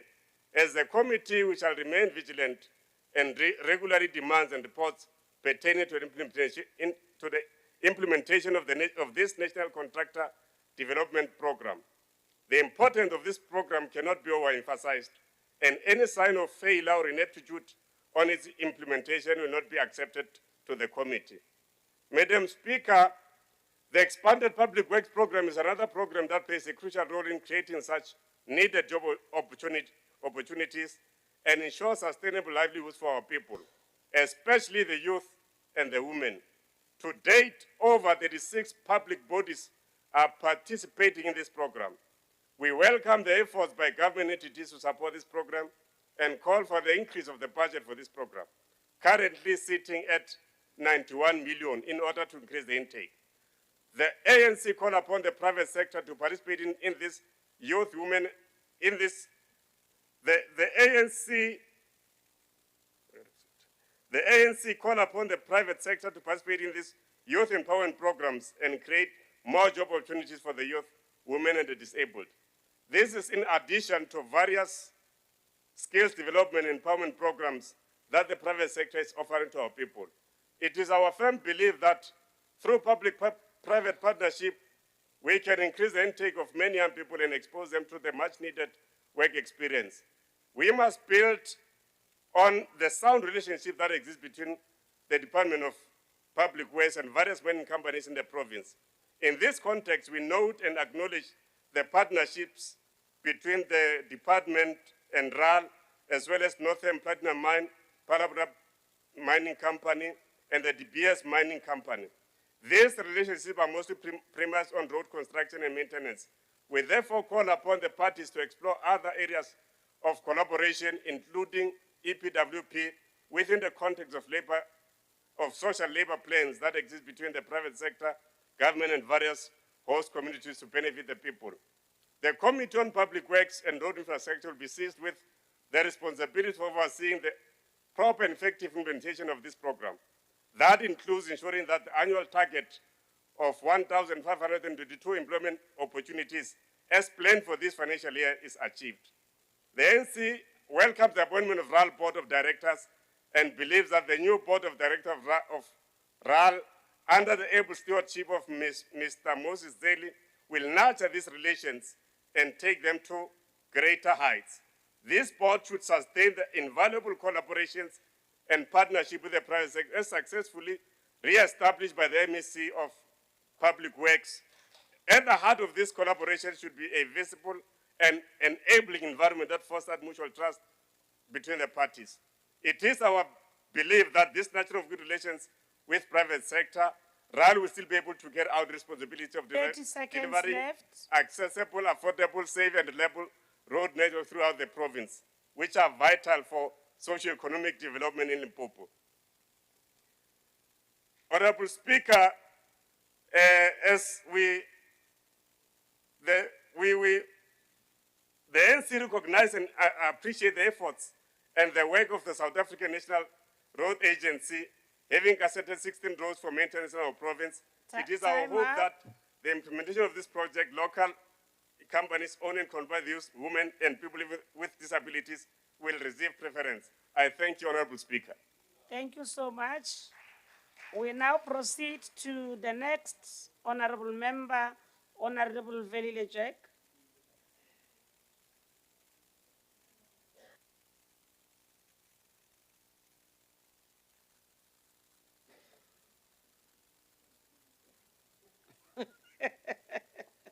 The distance I walk, Speaker, takes my minutes. Honorable Speaker and Deputy Speaker, members of the executive and the leadership of the opposition parties, let me greet you all. Speaker, I'm very much worried with the slow pace of retrieving the public works houses that are illegally occupied, even by some members of the department. As MKP, we are calling upon to the department to speed up the process of retrieving those houses. Because some of those houses, Honorable MEC, they were earmarked for military veterans who have no places to stay. And I would like to applaud you, MEC, for the job creation you have created. Let us hope, MEC, that job creation was not necessarily meant for you to campaign for the conferences. Prove us wrong, continue doing recruitment, more especially of young people, and make sure you create those jobs. You did a good job, stick to it, be principled. It mustn't be that Johnny Best defeated you, from there you go back. So let's proceed as a matter of principle, MEC. And the MEC, my leader, I always engage you on the Kherekhere. Can we expand the Kherekhere? Let all the regions and sub-regions, including to the villages, benefit on the Kherekhere. And you must tell the people, MEC, this is not a permanent solution. It is because we can't reach all of them at the same time when it comes to tar road.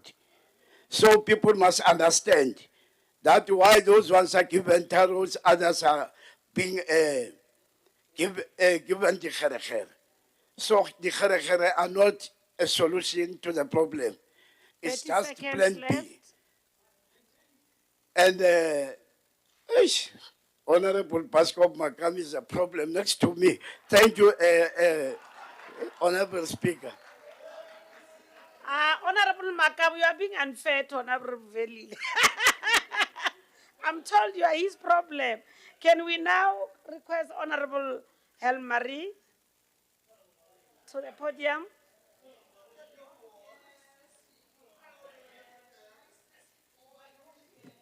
Honorable Speaker, the Premier in absentia, all our MECs, honorable members, distinguished guests. MEC, this is the first budget that is truly a product of the 7th administration. Therefore, we can expect that the promises will be fulfilled during this financial year. While it is proper to congratulate the MEC on the Digerekere Wednesday Service Delivery Initiative, thank you, it is important to get the details of this program. How much work was done by each cost center from the start of the financial year, and what opportunities it has created in the areas that has been implemented? It is equally important to have the program for the rest of the financial year, so to inform communities timeously of the work that will be done in the different areas. It is an important program, and we need the support of all our communities. The same hopefulness must be taken with the Stakeholder Tuesday initiative. As we know, community unrest can hamper service delivery. We need information about what was done where and the program for the financial year. These programs indeed build confidence and strengthen relationships, but also if all in this house, all of us, have all the information, then together we can prevent stoppages of projects. Road Agency Limpopo still is indeed a source of great concern. During the last Portfolio Committee meeting, the MEC confirmed that the RAL Act will be repealed. It is unclear how almost R1 billion can be allocated to an agency when the very act that brought that agency into existence is due to be repealed. But maybe the MEC can just give us clarity on that, and when the legislative framework will be put in place to adequately describe the current role of RAL. It remains to be seen if the appointment of the new board of directors will bring any real change to RAL and save it from the failure it has become. 223 million of the 958 million that was allocated to RAL is allocated to administration. It is assumed that RAL employed qualified engineers and technical people to fulfill its mandate in the past. What happened to those employees after the MEC stripped RAL of all its activities, except the upgrade from gravel to tar of 31 kilometers? If they are still employed by RAL, what are they doing every day? Further, RAL complete 1.7 kilos, of which we are very thankful, of the 7-kilometer D1170 road between the N11 and the D198, that is in Groblersdal. According to information, potholes are already being forming on the stretch of road that was done by RAL. It is clear that there are serious quality problems at RAL. There seems to be a big discrepancy between the cost per kilo, which work out around about 24 million, and the quality of the road and the work that was done. The MEC made mention of public-private partnerships and collaborations with other departments, and this is really a step in the right direction. But these efforts should be increased and intensified to speed up infrastructure development that will benefit the people of Limpopo.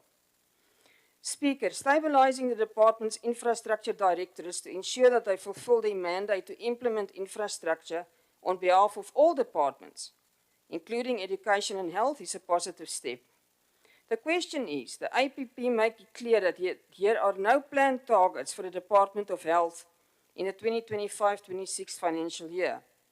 We need to know whether there are employees specifically employed to deal with the health infrastructure, and what are they going to do during the financial year. The earmark of 100 million funding for the procurement of more yellow fleet, and I know it's not enough money if we really want to do a big impact, but we are grateful for the 100 million, and other related machinery for the 25-26 financial year, will build internal capacity and hopefully reduce the dependency on contractors that very often fail to complete work on time, fail to stay within cost, and do not do good quality. This financial year is an opportunity to turn around the fortunes of this department and unlock its potential to provide improved infrastructure and facilitate and encourage economic growth and opportunities desperately needed by our people in the province. We're looking forward to work with the MEC. Thank you, Honorable Speaker. Thank you so much. We'll now allow Honorable Matumi Jacob Lebogo to speak from where he's sitting. Ke a leboga, Honorable Speaker, madume ke a o ke lebeletše 30 kilometers brigade and battalion brought proudly by the ANC government. Ka gore ngwageng wa ditšhelete ba tlile kgona go dia tsela tša 30 kilometer fela the whole province. Bjale e nyamiša kudu ke ntho e setšhaba se ntše se e tsebe gore ga e kgatlhiše. Nakong ye ntši re bontšitše gore ditaba tše di beng ka gare ga plan ya department di feleletša di sa tšweletše dipoelo tše ka mokgwa ba di tlhalositšeng ka gona, Honorable Speaker. Sa maswabi ke gore program ya go tshwana le program 4 ya ditsela ya road infrastructure e fokoditšwe budget ya yona ka 9.66% ge re compara le ngwageng ya go feta. Phokotšo ye ya budget e tloga e bontšha gabotse gore mo Limpopo mo taba ya backlog ya go lokiša ditsela e tlo tloga e šaletše ka maatla. O tla tseba gore Limpopo e le province e na le backlog ya go lekana 13,000 kilometers ya ditsela ye sentše gore e lokišiwe. Gape re bontšha gape gore backlog e ya ditsela tše beng tša gravel ka funding model o re o tshwerengane jalo e tlo re tšea mengwaga ya go feta ye lekgolo goba ya go feta ya ANC gore re kgone go ba le ditsela tše gore batho ba tla ba proud ka tšona. EFF e submita mo gore go na le di-property tša go feta tše 1006 tše di utswitšweng tše le gore di hijackilwe kudu ke batho ba ANC. Re re MEC a eme ka maoto a yo tšea thoto ya mmušo. Re nyaka go bona MEC ya tsena le maphodisa batho ba tshwariwa. Re nyaka go bona property tše uwe di tsentšha letseno le e leng gore le tla patelela gore go be le ditsela tše di botse mo Limpopo. Ke ka fao re reng MEC ema ka maoto o die batho ba Limpopo proud. Mmušo o lobile batho ba iphile thoto ya setšhaba. Re bontšha gape mo gore department e swanetše e make sure gore le ge motho ile a ba ka mo ntlong ye goba ile a ba ko ntlong ya kwa Cape Town a tshwarwe ge ba ke phile thoto ya mmušo ba ba bušele tšhelete tše mmušo bo di patela mo dimasepaleng tša di-rates. Re bontšha gape mo gore maintenance le upgrading ya ditsela e swantše phele le priority mo departmenteng ye e leng gore ge di lokišiwa go ka sa ba le di-accident tše dintšhi e tla fokotša gape le di-legal claims tše e leng gore di ba gona mo department. Re kgopetše gape le department gore e šomišane le batho ba bo road accident fund gore go seke goa ba le batho ba o claima gabedi ba lobiša mmušo ka ge tšhelete e tšwa sekhwameng se se teng. Honorable Speaker, the EFF is concerned that this department does not monitor the progressive completion of construction projects. And this matter ends up affecting performance of the department because it's only later in the year where they realize that people did not perform their projects in terms of completing kanako and so forth. And it affects value for money and we only get substandard work. How does the department justify the fact that administration program was allocated 11% while EPWP received the smallest share of 2% overall budget? We demand massive employment of youth and other qualifying persons as part of the process to insource services in the department. This massive employment must not be infested by ANC-aligned cadres. It must be ordinary people who are dying out of hunger here in Limpopo. There is a need to establish Limpopo Government Cement Company to save costs and be aggressive in providing infrastructural projects. Our people need permanent, sustainable jobs which will restore their dignity and change their livelihoods, not the promised 1,522 short-term employment and income relief jobs. We need permanent solutions. More training and skills development opportunities must be created as part of efforts to alleviate poverty, reduce unemployment, and provide skills development opportunities to our people.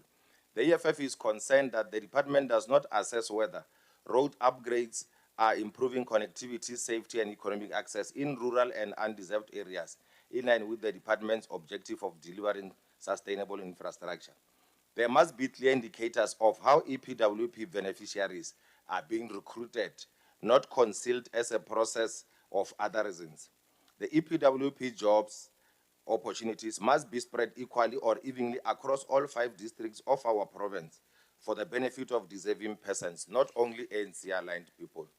Honorable Speaker, can we get a report from the department on progress in reducing the vacancy rates to 10%, resolving audit findings and strengthening internal control systems to improve audit outcomes. We also need evidence of completed service delivery agreements and IPIP's projects completion and readiness for tender designs. Ensure the delivery of infrastructure projects and make sure that everything is within the allocated time period. Can the department take this house in confidence that they are addressing community empowerment and participation, especially in projects with high public interest, and ensure strategies are implemented to reduce conflict and project delays? We need to see well-sized bridge initiatives in villages of Limpopo, accompanied by skills transfer at the center of the whole program. Honorable Speaker, the department must reclaim its position as per mandate, and the Honorable Premier must ensure that all infrastructural projects are transferred back to the department, inclusive of the personnel of those people who have been employed by other departments, so that they can focus on the core mandate of providing services, not infrastructure. We need more innovative models such as piloting fly ash to be used in our roads, which will bear minimal costs in terms of service delivery. The cost centers, Honorable Speaker, must be equipped with enough yellow fleet to ensure prompt response to queries and service provisions, to make sure that our roads are conducive and safe. We also minimize the time delays to fix potholes and so forth. The people of Limpopo, Honorable Speaker, cannot afford to wait anymore. They need services. The people of Marowe, Blood River, Amutintane, Esikukuni, and all over are waiting for the roads, and we call upon the MEC to ensure that the people get the roads, and the only solution so far is to get back the properties and have partnerships, 30 lease seconds them left. to make sure that people pay and we have money to make roads. Thank you. Thank you so much. We'll now allow the chair of the committee to close the debate, Honorable Nechifefe Katuchelo John, the chair of the Portfolio Committee of Public Works, Roads and Infrastructure, and RAL. Thank you very much, Madam Speaker, for the opportunity. And then greeting once more to the Chief Whip and all honorable members. Madam Speaker, we heartily welcome the annual performance plan and the budget of the Department of Public Works, Road and Infrastructure and the Road Agency, Limpopo. And we are of the firm conviction that through these instruments, the department and its agency will deliver quality infrastructure to our people. We urge the department to ensure that its efforts must complement the broader endeavor to confront the crisis of unemployment, inequality, and poverty that bedevils our people. The future of our people is on bold actions, not empty rhetoric. These social ills that confront our people, especially the most vulnerable, being the youth, women, and the disabled, extend beyond economics. They threaten the country's social fabric and future stability. Many incidences of project disruption, contraction mafia, and other acts of distortion, unjustifiable though, are bred by desperation and deprivation experienced by our people. In this regard, we single out the Buchabelo Library in the Skokune district, which was delayed for long due to disruptions. Encouragingly, the project is nearing completion. This library will offer the wealth of knowledge that our people are yearning for. The ANC urges the Department of Public Works or Infrastructure to strengthen their stakeholders' engagement, utilizing the various creative initiatives, including the Stakeholder Tuesdays, and ensure that at all material terms, when they conceptualize self-delivery projects, they engage in extensive consultations with ordinary and affected communities. This will ensure that our programs reflect the will of the people and mitigate service delivery disruptions that often plague our projects, often due to lack of consultation. Madam Speaker, We have witnessed other creative initiatives by the Department of Public Works Road Infrastructure to provide service to our people, especially road infrastructure that are working. One of these is the Dikherekhere Wednesday that yielded positive results that we expect it to be strengthened. As the ANC, we support this initiative and call on the members of the August House, the leadership of municipalities in our province, the private sector, and the broader community to join us in this regard. Through this intervention, over 55,000 kilometers of roads were bladed, 132 kilometers of gravel roads were re-gravelled, and a blacktop patching of 519,715 square meters was achieved. This was also accompanied by procurement of additional yellow fleet. All these initiatives helped to ensure that our roads, over 14,000 kilometers that are unpaved, are drivable. These roads serve as access roads, connecting communities to basic services and goods, and to areas of economic activity such as farms and small towns. We urge the department to build on these achievements and do more. It is in our hands. Our province is the gateway to Southern Africa and Africa. We must remain steadfast in the provision of quality road infrastructure to connect the region and the continent and ultimately stimulate economic growth and integration and created the much needed jobs to grow our economy. Madam Speaker, the ANC welcomes the appointment of Road Agency Limpopo Board of Directors and the establishment of its committees, namely Planning and Contracts Committee, Human Resource and the Remuneration Committee, Social and Ethics Committee, and the Nominations Committee. It is our strong belief that the board and its committees will adhere to sound corporate governance and discharge their responsibilities without fear, favor, or prejudice. We call on the board to finalize the establishment of its audit and risk committee and fill all vacant senior management posts, including the appointment of the chief executive officer. The ANC advocates for a developmental, ethical, and capable state that is led by the capable, effective, efficient, strong, and skilled workforce. We hope that while filling those vacancies, the board will ensure that it appoints people that promote accountability and transparency, fight and combat corruption, and uphold the rule of law. Adherence to and display of all these qualities and traits is at the core of good corporate governance. The establishment of these committees should be accompanied by the strengthening of internal capacity within the department and RAL, especially regarding internal control and asset management. The internal control unit is critical to coordinate, implement, monitor, and report on external and internal audit, SCOPA resolutions, unauthorized, fruitless, and wasteful expenditure, as well as matters pertaining to financial misconduct. The ANC call on the department to finalize its asset register. We need to employ more EPWP data warriors to support all our district. 36 course centers and 13 mechanical workshops during asset verification and stock account. Madam Speaker, we applaud the Department of Public Works and Infrastructure for successfully concluding memorandum of understanding with 7 TVET colleges in the province, namely Liphalale, Mopane, Vembe, Capricorn, Litava, Skukune, and Waterland, and Waterberg.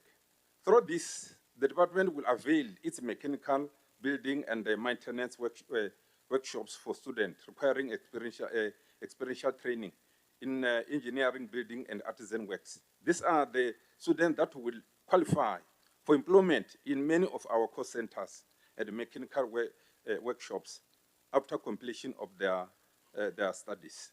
We also welcome the signing of memorandum of understanding with the Pelenkumbi, Polokwane, and Makutamaka municipalities for the maintenance of several D roads. Also worthy of praises is partnership agreement with Bobaba Mining for the construction and maintenance of D745 and D3672 roads, and the SARPHC properties for the construction or maintenance of D908 and D536 and the D9770 routes. We call on other private sector entities, including farmers, to partner with us to improve our road infrastructure in this regard. The ANC extends its appreciation for the partnership between RAL and ZZ2 to maintain the D1801 policies and the D2674 Selokwe to enable transportation of high value crops like tomatoes and avocados. We hope the engagement with the farmers in the Litsitele value for improvement of P43/3 road will yield better result. So we welcome progress made to construct the new houses at the parliamentary village. We hope that this project will be executed with the precision and without any interference. Additionally, we welcome implementation of energy efficient program at the national key points. This will enhance energy availability at this important point and ensure safe delivery continuity. Madam Speaker, this and other infrastructure projects that were announced by the MEC in his budget speech are meant to improve the quality of life of our people. We urge the department and RAL to remain focused and ensure full implementation of their APPs and ensure that there are no funds that are returned to national treasury due to poor spending. The ANC is, 30 seconds convinced left. that with the adoption of the turnaround strategy, the Limpopo infrastructure maintenance strategy, the department will reverse past failures and position itself as an institution of choice in the delivery and management of provinces' infrastructure program. I thank you, Madam Speaker. Thank you so much. The chair has closed the debate. Will now allow, shall now call upon the Honorable MEC for Public Works, Roads and Infrastructure, Honorable Tony Rachweni, to respond to the debate by honorable members.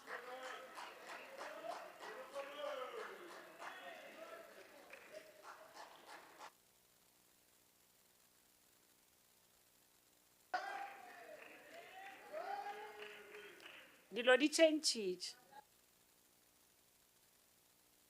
No, thanks very much, Honorable Speaker, Dr. Makoma Grace Makurupeche, the Honorable Premier, Dr. Dr. Popira Matuba, the Deputy Speaker, Me Tebo Poshia Mamrovela, the Honorable members of the legislature, including Dr. Malivan and Dr. Cheslan, chairpersons and members of the Portfolio Committee on Public Works, Roads and Infrastructure, colleagues in the executive. Honorable Jack Lulamil, Neginaga on Omo Jore, Judge conference at it Lorel, Sangabal conference go MK. And our Honeja family entity. Lilo jamai boya to legicha in Sijigar, only democracy. And Agasi Kushi Shigara Sangawal conference. Distinguished guests, I rise to respond to the report of the Portfolio Committee on Public Works, Roads and Infrastructure presented today for consideration and adoption with respect to the 2025-2026 annual performance plan for both the department and its entity, Road Agency Limpopo. Let me begin by expressing my appreciation to the Honorable Chairperson, Voka Tunesh Fefe, and the members of the Portfolio Committee for their continued oversight, critical engagements, and valuable recommendations that guide us in refining our policy implementation, service delivery focus, and alignment with the strategic priorities of the 7th administration. Honorable members, the 2025-2026 financial year marks a critical point in our developmental trajectory. We are implementing our plans in the context of a province that remains under significant infrastructure strain, particularly in the rural norths and previously disadvantaged areas. The department is taking serious the portfolio committee's findings and concerns raised during today's sitting.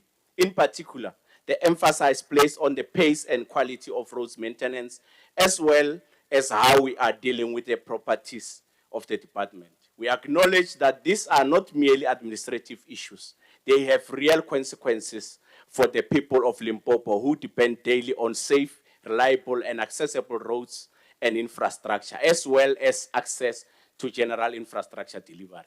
Honorable Speaker, the 2025-2026 annual performance plan and budget have been crafted with care to ensure that every rand is spent where it is most needed and where it can yield the greatest return for communities. Intensive road maintenance and rehabilitation, completion of stalled infrastructure projects, as we all know the challenges of overcommitment as experienced in the past, acceleration of EPWP work opportunity for youth and women, and enhancing the capacity of district offices for localized service delivery from our 36 cost centers. I'm pleased to confirm that the 2025-2026 APPs are aligned with the Limpopo Development Plan, the Economic Reconstruction and Recovery Plan, and Cabinet's Directive on Infrastructure-led Economic Growth and Job Creation. The Department of Likgeregere and the Road Agency Limpopo will jointly oversee the upgrading of the 31 new roads projects, and also push for the finalization of the 28 projects of the provincial roads that are currently running, with at least 40% of this work reserved for labor-intensive methods. This not only addresses infrastructure needs, but also serves our goal of job creation and enterprises development. This is addition of the overall massive job creation by the department, where we have already appointed more than 350 people on a permanent basis in the space of 8 months. 95 posts have been advertised and to be filled before the end of September, and 178 more posts to be advertised in the beginning of September, and also to be filled by the end of December this year. These are not just figures, but an intervention to change the lives of our people across the province. The RAL Strategic Plan 2025 to 2030 is now in implementation. It brings a sharper focus to engineering quality assurance, projects management, and contractor performance monitoring. Honorable Speaker, allow me to emphasize on governance and accountability. We are taking seriously the committee's recommendation on consequence management and procurement transparency. Steps are already underway to strengthen internal audit capacity and to support forensic investigations where irregularities have been detected.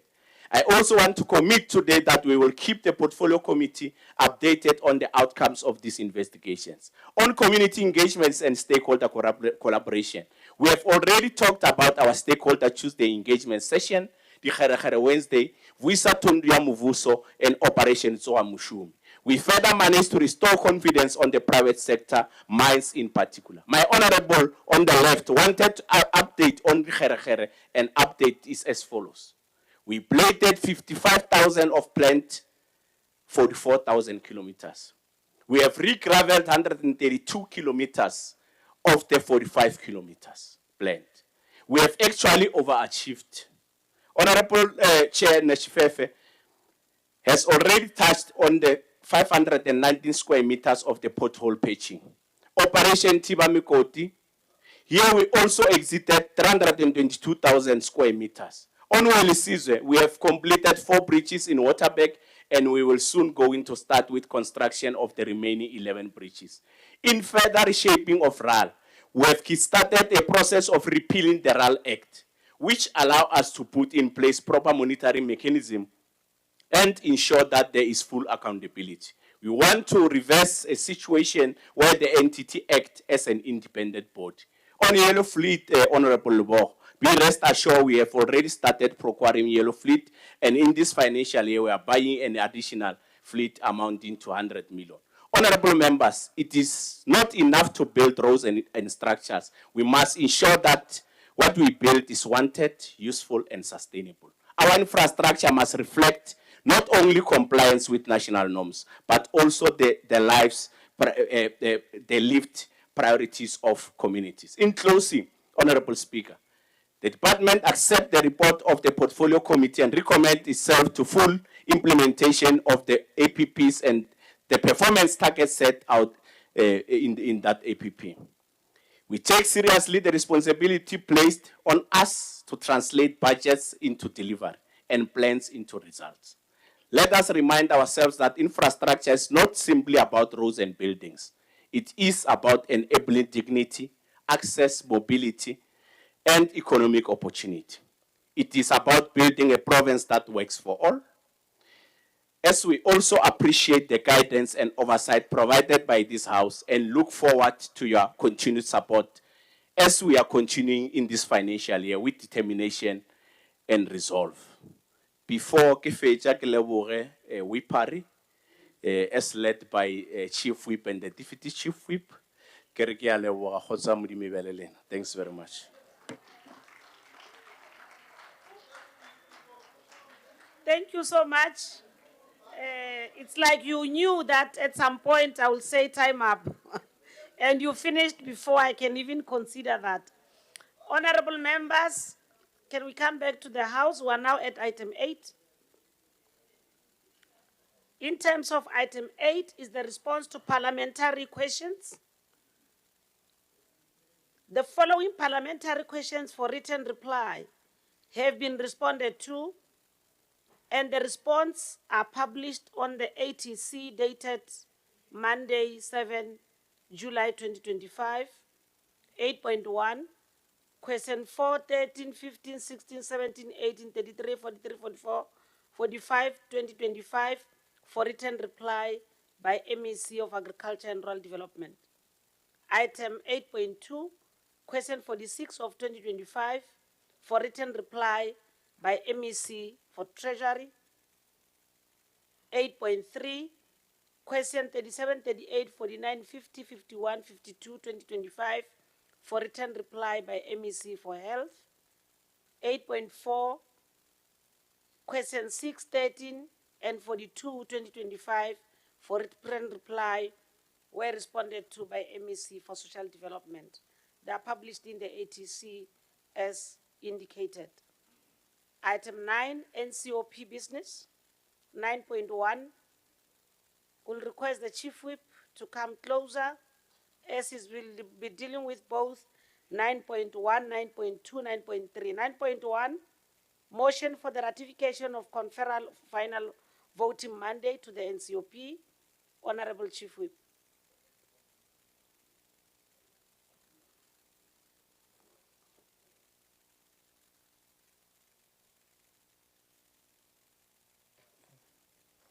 Thank you very much, Honorable Speaker. Honorable Speaker, on Tuesday, no, I'm not doing the right thing here. Oh, you see now. Oh, yes. No, I'm on the right track. My apologies, Honorable Speaker. Honorable Speaker, on Tuesday, 24 June 2025, when the House was not sitting, the Portfolio Committee on Transport and Community Safety met to consider and adopt a report on the marine oil pollution, preparedness, response and cooperation bill. The final mandate on this bill was due for tabling at NCOP Select Committee on 1st July 2025. In light of the above, Rule 236 was invoked in order to allow the Honorable Speaker to confer a final mandate to the permanent delegates and to vote in favor of the bill. I therefore move that this August House resolve to ratify this mandate as already conferred in terms of Rule 236. I so move, Honorable Speaker. Any seconder? Honorable Dr. Selani.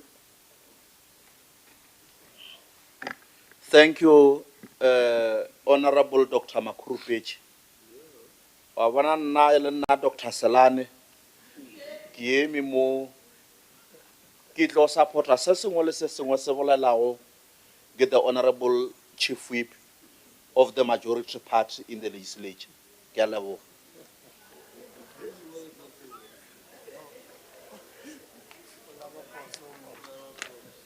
Honorable Salan, yeah. I was saying, Honorable Salan, please switch off the mic so that we can proceed. Radleboga Doctor. 9.2, motion for the ratification of the designation of special delegates who attended NCOP plenaries. Honorable Chief Whip. Thank you once again, Honorable the Speaker, Dr. Grace Makoma Makurupeche.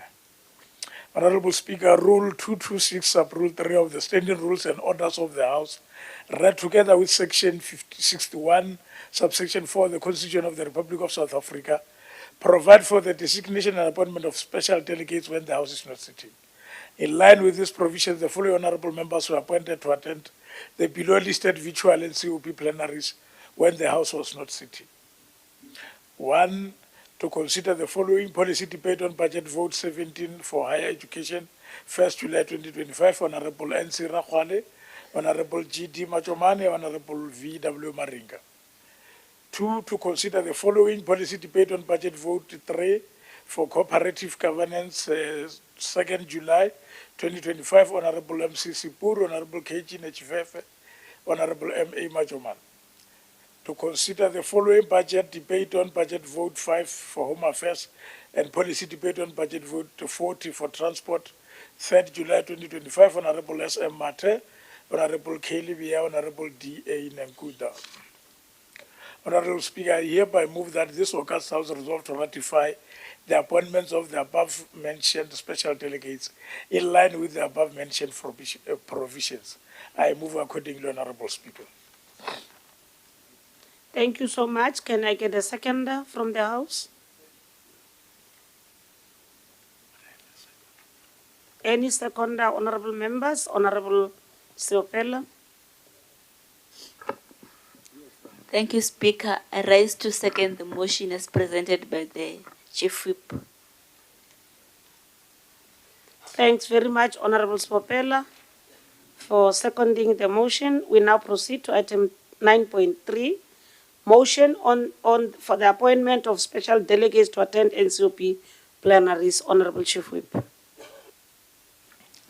Thank you very much again, Honorable Speaker. The NCOP hybrid plenaries that we are going to appoint special delegates now are for the following dates: 8, 9, 10, and 15 July 2025. Honorable Speaker, the NCOP has scheduled plenaries to deal with the policy debates for budget votes. Provinces are required to designate special delegates to attend these hybrid plenaries.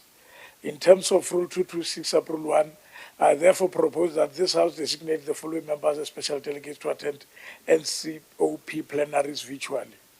Policy debate on budget vote 15 for basic education, policy debate on budget vote 29 for agriculture, 8 July 2025, 14 hours.